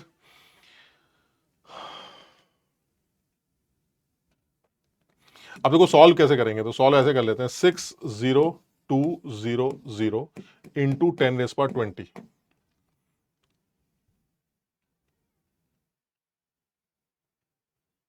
नहीं 10⁻19 है ना, क्योंकि हमने कितना कर लिया, 1 2 3 4 ठीक, और डिवाइडेड बाय कितना है, डिवाइडेड बाय है 22,400। तो अब आप देखो जरा रफली ये 3 के आसपास आ रहा है, 2 पॉइंट समथिंग, समझ ना, तो 2 पॉइंट समथिंग इंटू 10⁻19, तो ये आपका आंसर जो है निकाला जा सकता है सर। आंसर आपका ए बन जाए खड़ाक। क्लियर है, समझ में आ गया, बिल्कुल सीधा एकदम, सब लोग समझो, एक ही जैसे सवाल, एक जैसे। यहां देखिए क्या कहना चाह रहे हैं, वो कह रहे हैं find out the total number of protons, neutrons, electrons and valence electrons in samples में, सब कुछ कैलकुलेट करो। तो मैं सबके लिए कैलकुलेट नहीं करूंगा, मैं सिर्फ पहले वाले आदमी के लिए कैलकुलेट करूंगा, बाकी सब आप कैलकुलेट करिएगा। और जेई ने इसके ऊपर एडवांस लेवल पर भी सवाल बनाया है कि नाइट्रेट या फिर कोई और आयन, नाइट्राइड आयन, इनके अंदर प्रोटॉन्स निकालो, वैलेंस इलेक्ट्रॉन्स निकालो। ये जेई का एडवांस लेवल का सवाल, आप समझ रहे हैं। तो अगर मैं सिर्फ पहले वाले सवाल की बात करूं, मैं सिर्फ पहला सवाल ही आपको करके दिखाता हूं। तो पहले सवाल में अगर मुझे ये निकालना हो कि कितने प्रोटॉन्स हैं, कितने न्यूट्रॉन्स हैं, और कितने इलेक्ट्रॉन्स हैं और कितने वैलेंस इलेक्ट्रॉन्स हैं इस सैंपल में, तो कैसे निकालेंगे। देखो ये वही वाली बात है जो मैंने कहा था, जब जरूरत पड़ती है तो हम भूल जाते हैं कि एक के अंदर अगर इतने हैं तो फिर इतने के अंदर कितने होंगे। अरे सर मल्टीप्लाई कर देंगे सर, एक के अंदर 5 है तो 2 के अंदर 10 होंगे। वही काम यहां करते हैं। सबसे पहले ये बताइए सर, नाइट्रेट है कितने, पहले ये बताइए सर। हमने कहा तुम्हें एंटिटीज पता करनी है, हां, तो क्या दे रखा है सर, हमने कहा एंटिटीज पता करनी है सर, वेट दे रखा है। तो सर वेट से एंटिटीज तक कैसे जाएंगे सर, वेट से मोल, मोल से एंटिटीज, समझ लो बात को। तो सबसे पहले हम इससे मोल्स निकालते हैं, यानी हमारे जो सैंपल के मोल हैं वो कितने हैं, वो है 62 ग्राम डिवाइडेड बाय, मोल्स कैसे निकलते हैं, वेट से, मोलर मास से डिवाइड करके। और नाइट्रेट का मोलर मास 48 और 14 62 ही होता है, यानी ये 1 मोल का सैंपल है सर, यानी ये सैंपल आपका 1 मोल। अगर 1 मोल है तो एंटिटीज कितनी हुई सर, 1 मोल का मतलब है Na एंटिटीज, और एंटिटी का नाम क्या है सर, नाइट्रेट आयन का सैंपल है तो एंटिटी का नाम है Na नाइट्रेट आयन। हमारे सैंपल में इतने नाइट्रेट आयन, क्लियर। अब अगर मैं ये बताऊं कि एक नाइट्रेट में कितने प्रोटॉन होते हैं और नाइट्रेट कितने, वो पता चल गए, तो फिर टोटल प्रोटॉन कितने होंगे, सब निकल आएगा सर। तो सिर्फ एक नाइट्रेट में कितने प्रोटॉन, न्यूट्रॉन्स, इलेक्ट्रॉन्स होते हैं ये पता कर लो, बाकी मल्टीप्लाई करते रहना। तो यानी कि इन वन नाइट्रेट आयन, चलिए प्रोटॉन बताइए कितने होंगे, न्यूट्रॉन्स, इलेक्ट्रॉन्स और वैलेंस इलेक्ट्रॉन्स। एक नाइट्रेट में प्रोटॉन, सर नाइट्रोजन में 7 प्रोटॉन होते हैं, ऑक्सीजन में 8 प्रोटॉन होते हैं, 8 तिया 24 और 7 31, सर 31 प्रोटॉन। न्यूट्रॉन्स भी 31 ही होते हैं सर, नाइट्रोजन और ऑक्सीजन के न्यूट्रॉन्स बराबर होते हैं प्रोटॉन्स के। और अगर इलेक्ट्रॉन्स की बात करें तो सर इलेक्ट्रॉन्स भी वही है सर, इसमें क्या सोचना है सर, जितने प्रोटॉन्स होंगे उतने इलेक्ट्रॉन्स होंगे ना, आयन है क्योंकि निगेटिव चार्ज है, इसका मतलब इलेक्ट्रॉन एक्स्ट्रा है। तो 31 अगर प्रोटॉन है तो एक निगेटिव चार्ज का मतलब एक एक्स्ट्रा इलेक्ट्रॉन है, यानी 32 इलेक्ट्रॉन्स है। और जब वैलेंस इलेक्ट्रॉन्स की बात करते हैं तो सर एक नाइट्रोजन में वैलेंस इलेक्ट्रॉन याद है 5 होते हैं, ऑक्सीजन में 6 होते हैं, तो 5 और 6 इंटू 3 18 23, और जो बाहर एक निगेटिव चार्ज है वो भी तो बाहर ही आएगा, यानी एक्स्ट्रा इलेक्ट्रॉन जो आपने लिया वो भी तो वैलेंस शेल में ही आएगा। इसका मतलब ये हुआ कुल मिला के 23 प्लस 1 24, यानी वैलेंस इलेक्ट्रॉन्स कितने हैं, 24 वैलेंस इलेक्ट्रॉन्स। ये इंपॉर्टेंट है, ध्यान रखना, जेई ने वैलेंस इलेक्ट्रॉन पे सवाल बनाया है, जल्दबाजी में बच्चा गलती करता है। जरूर ध्यान रखना कि अगर किसी आयन के ऊपर वैलेंस इलेक्ट्रॉन निकालने तो उसके ऊपर जो भी निगेटिव चार्ज है वो भी वैलेंस इलेक्ट्रॉन की तरह काउंट किया जाएगा, क्योंकि बाहर से आने वाला इलेक्ट्रॉन बाहर ही आता है, यानी उसको भी वैलेंस इलेक्ट्रॉन ही माना जाए। इसका मतलब ये हुआ नाइट्रोजन के 5 और ऑक्सीजन के 6 या 18 23 इलेक्ट्रॉन्स वैलेंस है, एक निगेटिव चार्ज यानी एक इलेक्ट्रॉन बाहर से आ गया, यानी कुल मिला के 24 वैलेंस इलेक्ट्रॉन एक नाइट्रेट आयन में होने चाहिए। कितने नाइट्रेट आयन में होने चाहिए सर? एक नाइट्रेट आयन में इतना होना चाहिए। क्लियर है? लेकिन नाइट्रेट आयन है कितने सर? नाइट्रेट आयन के नंबर तो आप पहले ही निकाल चुके हैं, इतने हैं। यानी वेट दे रखा था, वेट से मोल, मोल से एंटिटीज आ चुकी हैं, और एक नाइट्रेट में सर 31 प्रोटॉन है, तो फिर इतने में कितने होंगे सर? मल्टीप्लाई करते रहिए, आंसर आता जाएगा। यानी सही आंसर क्या आएगा सर? क्योंकि एक के अंदर आपने निकाल लिया, तो अब अगर आपको टोटल प्रोटॉन्स, न्यूट्रॉन्स, इलेक्ट्रॉन्स निकालने हो तो अब आप अवोगाड्रो नंबर, इस नंबर ऑफ एंटिटीज से मल्टीप्लाई करते रहिए। तो जरा बताओ मल्टीप्लाई करके क्या क्या आएगा सर? एक के अंदर 31 है तो Na एंटिटीज है, तो यह आंसर आ गया 31 Na क्या? प्रोटॉन्स। 31 Na क्या? प्रोटॉन्स। 32 Na क्या? इलेक्ट्रॉन्स। और 24 Na क्या? Valence electrons. यानी कहने का मतलब यह हुआ सर, मैंने सबसे पहले नंबर ऑफ एंटिटीज कैलकुलेट कर ली, और उसके बाद चुपचाप एक एंटिटी के पास जाकर उससे पूछ लिया कि तेरे एक आदमी के अंदर कितने प्रोटॉन्स, न्यूट्रॉन्स, इलेक्ट्रॉन्स हैं, और मैंने नंबर ऑफ एंटिटीज से मल्टीप्लाई कर दिया। यानी अगर एक आदमी में 31 प्रोटॉन है तो Na आदमियों में 31 इंटू Na प्रोटॉन होंगे, so on so on so on. Multiply करके आपको total protons, neutrons, electrons, valence electrons पता चल जाएगा, और यह काम आप होमवर्क में इन तीनों के साथ करेंगे। क्लियर है? समझ में आ गई बात? बिल्कुल सीधा स्ट्रेट, कोई झंझट नहीं। ये देखिए,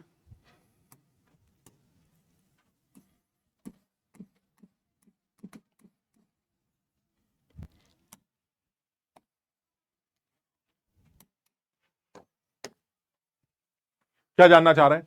अ quantity of 0.25 gram of substance when vaporized it displace 50 ml of air. यानी जब ये वेपराइज होता है तो एयर को डिस्प्लेस कर देता है, तो जितनी एयर डिस्प्लेस हुई वही इसका खुद का वॉल्यूम होगा। यानी कहने का मतलब ये हुआ 0.25 ग्राम जब पूरा वेपराइज हो जाता है तो उसका वॉल्यूम क्या बन जाता है? उसका वॉल्यूम बन जाता है 50 ml एट 0 डिग्री 180। अरे सर खत्म हो गया सर। 0 डिग्री 180 पर, 0 डिग्री 180 पर आपने वॉल्यूम दे रखा है, तो इसका मतलब ये हुआ सर मुझे मोल्स पता चल जाएंगे उस सब्सटेंस के कितने। क्लियर है? इससे ये तो बड़ा आसान हो गया। यानी कहने का मतलब ये हुआ कि जब 0.25 ग्राम सब्सटेंस वेपराइज होगा तो वो कितना वॉल्यूम एक्वायर करेगा? उसका वॉल्यूम होगा 50 ml, और उसका टेम्परेचर और प्रेशर क्या होगा? वो। तो उसके मोल्स कितने होंगे ये पता चल जाएगा। तो मोल्स कैसे निकलते थे सर? अभी आपने बताया था, मोल्स इज इक्वल टू, अगर वॉल्यूम पता हो और 0 डिग्री की कहानी हो 180 की, तो फिर 22,400 वाला फंडा, यानी कि गिवन वॉल्यूम को आप वॉल्यूम 22,400 से डिवाइड कर दीजिए, आपको मोल पता चल जाएंगे। बताइए, याद है? वॉल्यूम डिवाइडेड बाय 22.4, लेकिन अगर वॉल्यूम मिलीलीटर में है तो नीचे भी मिलीलीटर में आपने, और 22.4 क्यों लिया आपने? 22.7 क्यों नहीं लिया? क्योंकि सर 180 की बात चल रही है, अगर 1 बार की होती तो 22.7 ही लेता। क्लियर है? तो सर यहां से तो मोल्स आ जाएंगे, और मोल्स आ जाएंगे तो सर यहां से वेट भी आ जाएगा। सर लेकिन ये जो मोल्स आ रहे हैं, सवाल क्या पूछ रहा है? सवाल पूछ रहा है द ग्राम मोलर मास, इस सब्सटेंस का ग्राम मोलर मास क्या होगा, यानी एक मोल का मास। तो हमने कहा ये तो बड़ा आसान है, इतने मोल का मास 0.25 ग्राम है। मानते हो? क्योंकि इसी के उड़ने से इतने मोल तैयार हुए हैं। यानी कि अगर मान लीजिए इसको सॉल्व करते हैं, अब देखो इस सवाल में भी सारी वही कहानी है, बिल्कुल एकदम स्टैंडर्ड सवाल है, जेई के मेंस लेवल का स्टैंडर्ड सवाल एकदम। आप समझ रहे हैं? इनफैक्ट एडवांस में भी इस तरह के सवाल पूछे जा रहे हैं। तो इसका मतलब ये हुआ सर बड़े सीधे हैं, अगर आप इसको सॉल्व करेंगे तो आपको ये पता चल जाएगा कि कितने मोल आ रहे हैं। ठीक है? तो इसका मतलब ये हुआ कि इतने मोल का वेट कितना है? 5 डिवाइडेड बाय 2240, ये मोल हो गए। इतने मोल का जो वेट है वो है 0.25 ग्राम। तो फिर एक मोल का वेट कितना होगा? एक मोल का वेट कितना होगा? एक मोल का वेट होगा 0.25 डिवाइडेड बाय 5/2240। सर अब आप इसको सॉल्व करिए, ये 112 ग्राम के आसपास निकल के आए।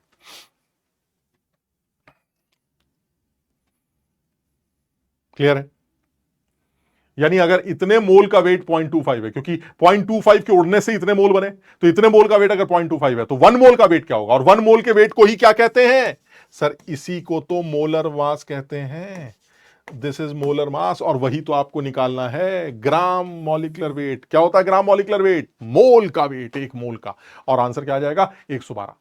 तो यानी सवाल अच्छा है। सवाल क्यों अच्छा है? सवाल में यही एक बात बोली गई है कि 0.25 को आपने उड़ाकर कितना वॉल्यूम बना लिया? 50 ml। कितने टेंपरेचर पर? 0 डिग्री। कितने प्रेशर पर? 180 एम।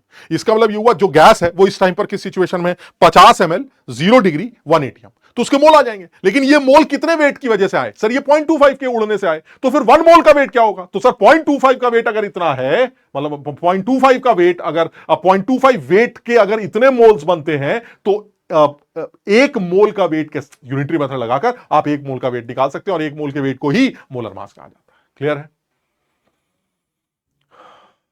कुछ समझ में आई बात? बहुत आसान है। चलिए सर और बात कर लेते हैं।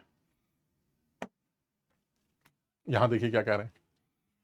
इथेनॉल इज और इसको भी तुम अपने आप सॉल्व करो, अपने आप करने की कोशिश करो।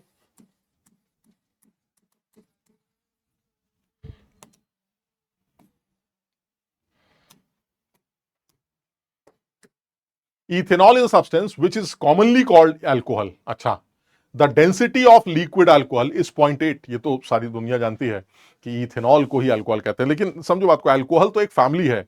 हर तरह के अल्कोहल है, मिथेनॉल, इथेनॉल, प्रोपेनॉल, फलानानॉल, सब दुनिया भर के अल्कोहल है। लेकिन वो जो अपने मतलब वाला अल्कोहल है वो वही है, ये इथेनॉल। तो जिसको लोग अल्कोहल कहते हैं वो एक्चुअली लोग सोचते हैं इथेनॉल होता है।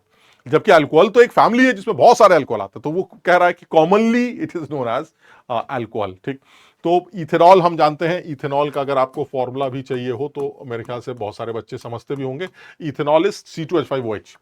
अब वो कह रहा है कि इस लिक्विड अल्कोहल की जो डेंसिटी है वो इतनी 1.2 mole of ethanol is needed for a particular experiment, then what volume of ethanol should be measured out. यानी अगर 1.2 मोल इथेनॉल है तो उसका वॉल्यूम कितना होगा? तो यार तो बड़ा आसान सवाल हो गया। कैसे? सर अगर मान लीजिए आपने ये कह दिया कि मेरे पास 1.2 मोल इथेनॉल है, तो सबसे पहले तो वेट निकाल लेते हैं। Weight of 1.2 mole ethanol. जल्दी से बताओ इथेनॉल का 1.2 मोल का वेट कैसे निकलेगा? सर मोल से वेट मोलर मास से मल्टीप्लाई करके, यानी 1.2 इंटू 46 करके आप इसका वेट निकाल सकते हैं। इसको जरा चेक कर लो। 24, ये हो गया आपका 40 और 46, सही। तो ये आपका वेट आ जाएगा सर, ये इतने ग्राम, यानी 1.2 मोल का वेट आ जाएगा। 1.2 इंटू 46 कितना आ जाएगा? 12 इंटू 6 72, 12 इंटू 4 48, और 7 55। सर ये 55.2 ग्राम दे रखा है। यानी जो 1.2 ग्राम इथेनॉल है, 1.2 मोल इथेनॉल है, दैट इज 55.2 ग्राम। अगर आप उसका वॉल्यूम निकालना चाहते हैं, जिसकी डेंसिटी दे रखी है 8.8 ग्राम पर एमएल, तो वॉल्यूम कितना आ जाएगा? अरे सर ये तो बड़ा आसान है। Volume is equal to mass into mass by density. Clear है? तो मास कितना दे रखा है? सर मास आपने दे रखा है 55.2 ग्राम, और डेंसिटी कितनी है? 0.8 ग्राम पर एमएल। तो आप ये देख रहे होंगे सर, ग्राम से ग्राम तो कैंसिल हो जाएगा, और वॉल्यूम आपको मिलीलीटर में मिल जाएगा। कितना आएगा? 55.2 को 0.8 से डिवाइड कर रहे हैं, यानी आंसर जो है 55.2 से तो ज्यादा ही आएगा। तो इसका मतलब ये हुआ आंसर जो है वो ये नहीं हो सकता, है ना? आंसर ये नहीं हो सकता, आंसर ये भी नहीं हो सकता। तो अब बचे आपके 69 और 57.5। अब पता नहीं क्यों मेरा दिल क्या कहता है कि 55.2 को जब 0.8 से डिवाइड करेंगे तो आंसर 55 से काफी बड़ा आएगा। मतलब 0.8 इज, मेरी बात समझ रहे हैं? तो आंसर कम से कम 57.5 नहीं होगा, 55.2 और 57.5 ये तो बहुत क्लोज हो गया यार। मेरी बात समझ रहे हो? तो आंसर जो है मेरे हिसाब से 69 आना चाहिए, लेकिन आप इसको फिर भी डिवाइड करके देख सकते हैं। तो ये मैं ये सिर्फ ये इसलिए बताना चाह रहा हूं, ये जो तरीके हैं ताकि जो है थोड़ा सा गलती कम करो। जैसे 55.2 डिवाइडेड बाय 0.8, तो देखो 69, एग्जैक्टली 69 आ रहा है। तो आप थोड़ा सा अपने आप अकल लगाएंगे तो आपको भी ये बात समझ में आ जाएंगी, आपके लिए सवाल करने जो है वो आसान हो जाएंगे। यानी जो वॉल्यूम आएगा इथेनॉल का वो 69 ml आएगा। अच्छा, इस पूरे प्रोसेस में काम की बात क्या? काम की बात यही है कि सर मोल से वेट, वेट से मोल, वॉल्यूम से नंबर ऑफ पार्टिकल्स वगैरह वगैरह। सर वही वाई मैप जिसके चारों तरफ ये कहानी हमारी रिवॉल्व कर रही है, ये हमारे लिए बहुत इंपॉर्टेंट है। चलिए सर और देख लेते हैं।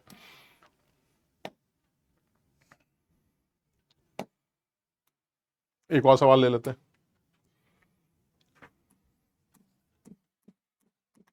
तुम ये समझना कि जो सवाल तुम्हें इस टाइम में दिखा रहा हूं, या जो सवाल तुम्हारे सामने रख रहा हूं, कुछ कुछ मिलते जुलते सवाल तुम्हें आगे आने वाले सालों में दिखेंगे।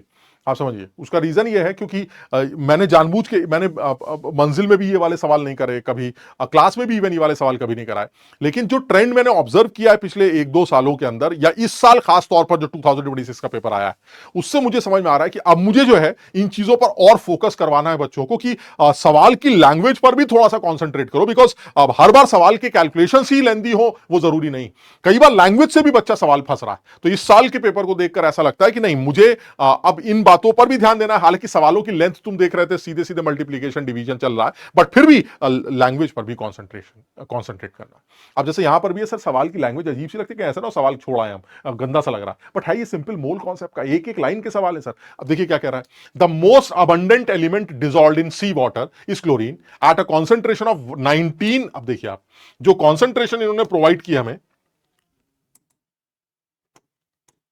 जो कॉन्सेंट्रेशन हमें प्रोवाइड किया 19 ग्राम पर केजी,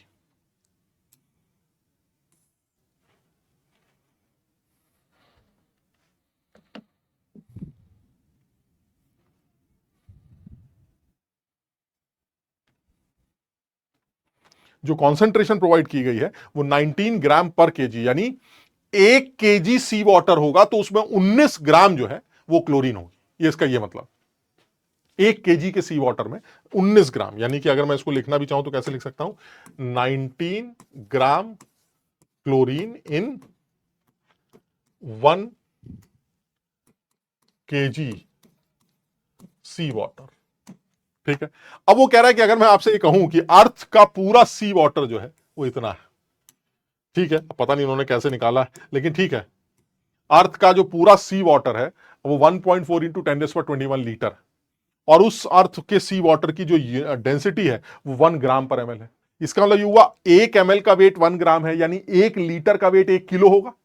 1 ml 1 ग्राम, 1 लीटर 1 केजी। इसका मतलब हुआ सर, इतने लीटर अगर सी वाटर है तो इससे तो एक ही बात समझ में आती है कि अगर इतने लीटर सी वाटर है तो इसका मतलब इतने किलो सी वाटर है, इतने केजी सी वाटर है।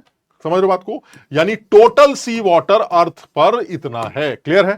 तो अगर सी वाटर इतना है, 1 किलो में इतनी क्लोरीन है, तो इतने किलो में कितनी क्लोरीन होगी, खत्म हो गया सवाल। लेकिन ये सिर्फ लैंग्वेज है, समझ रहे हो बात को, हमें वो सीखना है, वेट ऑफ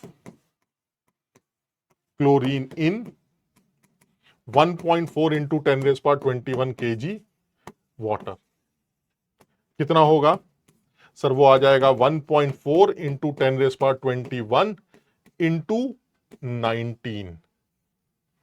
1 किलो में अगर इतनी है तो इतने किलो में इतने ग्राम क्लोरीन होगी, यानी 1 किलो वाटर में अगर इतने ग्राम क्लोरीन है तो इतने किलो वाटर में इंटू करके आपको क्लोरीन का वेट मिल जाएगा। और मुझे निकालना क्या है, मुझे चाहिए ग्राम एटम्स। आप ध्यान रखना, सवाल देख लीजिए, खूबसूरत सवाल, बहुत खूबसूरत, यानी इस सवाल को खूबसूरत सवाल की कैटेगरी में डाल दिया जाए। क्यों सर? इसलिए क्योंकि जल्दबाजी में बच्चे कुछ और आंसर निकाल सकते हैं, और वो ऑप्शन में इनको देना चाहिए था, शायद उन्होंने नहीं दे रखा, लेकिन जल्दबाजी में बच्चा गलती कर सकता है। इसमें इंपॉर्टेंट यह है कि सर मुझे ग्राम व्राम नहीं निकालने, मुझे ग्राम एटम चाहिए क्लोरीन के, यानी कि क्लोरीन एटम के मोल्स। याद है, ग्राम और एटम एक साथ लिखा है, ये मोल है सर, ये मोल, समझो बात। यानी मुझे क्लोरीन के मोल चाहिए। ये क्या है सर? ये क्लोरीन का वेट है। कौन सी क्लोरीन का? Cl2 का। तो सर इससे आपको क्लोरीन एटम के मोल्स कैलकुलेट करने पड़ेंगे। तो जब आपको वेट पता चल जाए तो मोल्स निकालने के लिए आप क्लोरीन के, ये Cl2 का आपको वेट पता चल गया, Cl2 का वेट पता चल गया, तो आपको क्लोरीन का भी वेट, क्लोरीन एटम के मोल्स भी पता चल जाएंगे। तो अगर आपको वेट पता चल जाए तो मोल्स कैसे निकाले जाते हैं जरा बताइए सर। मोल्स निकालने के लिए 1.4 इंटू 10⁻21 इंटू 19 सर, ये divided by 71 mole Cl2। Sir इतने क्लोरीन के मोल्स आ जाएंगे, और जब क्लोरीन के मोल्स आ जाएंगे तो क्लोरीन एटम के मोल्स कितने आएंगे? क्लोरीन एटम के 1.4 into 10⁻21 into 19 divided by 71 into 2 से क्यों मल्टीप्लाई किया? क्योंकि एक क्लोरीन में 2 क्लोरीन एटम्स हैं, एक क्लोरीन के मॉलिक्यूल में 2 क्लोरीन के एटम्स हैं। यानी अगर क्लोरीन का 1 मोल है तो क्लोरीन एटम के 2 मोल, अगर Cl2 के 10 मोल है तो क्लोरीन एटम के 20 मोल है। तो अगर क्लोरीन मॉलिक्यूल के इतने मोल है तो इसके डबल क्लोरीन के मोल्स होंगे, और यही मोल ही क्या है sir, they are gram atoms. यही है एटम्स के मोल्स जिनको ग्राम एटम कहा जाएगा। बताओ समझे मेरी बात को? यानी moles of chlorine atom is equal to gram atom of chlorine. सवाल बड़ा अच्छा है और बहुत उम्मीद करते हैं कि इस तरह का सवाल अगर हमसे 2027 में पूछा जाए तो बहुत सारे बच्चे गलती करेंगे, अगर ऑप्शंस गलती करने लायक बनाए जाएं। तो यहां पर तो पता नहीं उन्होंने कैसे बनाए हैं कि नहीं बनाए, बट मेरे हिसाब से जो समझदारी यही है कि आपने सबसे पहले, और ये सब बच्चा समझ जाता कि सर 1 किलो में 19 ग्राम है तो इतने किलो में कितने ग्राम होगा, तो यहां तक तो ठीक है सर। यानी इतने ग्राम Cl2, उससे Cl2 के मोल आ गए, Cl2 के मोल आते ही Cl के मोल आ गए, और Cl के मोल ही आपका आंसर है। क्यों? क्योंकि तुम्हें ग्राम एटम्स निकालने हैं, यानी एटम्स के मोल निकालने हैं। अगर वो ग्राम मॉलिक्यूल पूछता तो ये आंसर होता। आप मेरी बात समझ रहे हैं? लेकिन क्योंकि वो ग्राम एटम्स पूछ रहा है, यानी आपको क्लोरीन एटम्स के मोल्स निकालने हैं, तो जितने भी Cl2 के मोल्स आ गए उसके डबल क्लोरीन एटम्स के मोल होंगे, क्योंकि Cl2 में 2 क्लोरीन एटम्स होते हैं। यही ग्राम एटम्स होंगे, इसी को आप मोल भी कह सकते हैं। इतने मोल क्लोरीन एटम या फिर इतने ग्राम एटम ऑफ क्लोरीन, ये आंसर है। क्लियर है? तो अब आप इसको सॉल्व करके देख सकते हैं। एक बार इसको सॉल्व करके दिखा देते हैं। ये हो जाएगा 1.4 इंटू 19 डिवाइडेड बाय 35.5, 0.75, यह आ जाएगा 0.75 इंटू 10⁻21। तो यानी 7.5 इंटू 10⁻20, 7.5 इंटू 10⁻20, ये आपका आंसर है। अब आप इसको सॉल्व करके देखिए, हो सकता है कुछ गलती कर दी हो मैंने, लेकिन आप इसको एक बार सॉल्व करिए, खड़ाक से आंसर आ जाए। क्लियर है? समझ में आया? तो इस चीज का भी थोड़ा सा ध्यान देना था कि भाई इस सवाल में मुझको ग्राम एटम्स पूछे गए, तो यानी कि मुझे क्लोरीन एटम्स के मोल्स चाहिए, तो आपको क्लोरीन एटम्स के मोल्स तक पहुंचना है। अब देखो उसने अवागाड्रो नंबर भी दे रखा। लोग सोचेंगे कहीं नंबर ऑफ ग्राम एटम्स, यानी समझ लो आपको नंबर ऑफ एटम्स कैलकुलेट करने हैं तो अवागाड्रो नंबर से मल्टीप्लाई कर देंगे वगैरह वगैरह। लेकिन जो समझदार है वो समझता नहीं, मुझे ग्राम एटम्स निकालने यानी मुझे मोल निकालने। तो अगर आपको मोल्स निकालने समझ में आते हैं तो मोल्स निकालने का बड़ा सीधा तरीका है, मोल्स ऑफ Cl2 इंटू 2, और मोल्स ऑफ Cl2 आपको वेट से पता चल जाएगा, तो आप आसानी से moles of chlorine atoms calculate कर सकते हैं। तो ये कुछ और सवाल भी हैं तुम्हें करने के लिए दूंगा उनको, और प्लस जो तुम्हारी प्रैक्टिस शीट होगी उसमें से भी सवाल करने। ये जो हमने अभी आज किया वो सिर्फ मोल्स को रिलेट करने की बात की गई है, और हमने मास से रिलेट करने की कोशिश की है, ये इन्हीं से रिलेटेड। ठीक है ना? तो ये बहुत सिंपल है, आसान है। अगली क्लास में हम average atomic weight, average molecular weight से शुरुआत करेंगे, और साथ ही साथ कुछ परसेंटेज कॉम्पोजिशन की बातें करेंगे, लिमिटिंग रेजेंट या स्टोशियोमेट्री की बातें करेंगे। तो ये मेनली 3 क्लासेस के अंदर ये मेजर जो पोर्शन है इसका वो कवर कर लेंगे। ठीक है ना? तो इसको रिवाइज कर लो एक बार, और फिर भाई ये जो बताया जा रहा है कि भाई यहां कॉन्सेंट्रेट करना, तो उन चीजों पर तुम्हें भी वाकई में कॉन्सेंट्रेट करना, ताकि वो चीजें गलत ना हो। ठीक है ना? तो चलिए आज इतनी बात करते हैं, फिर मुलाकात करते हैं। Thank you so much.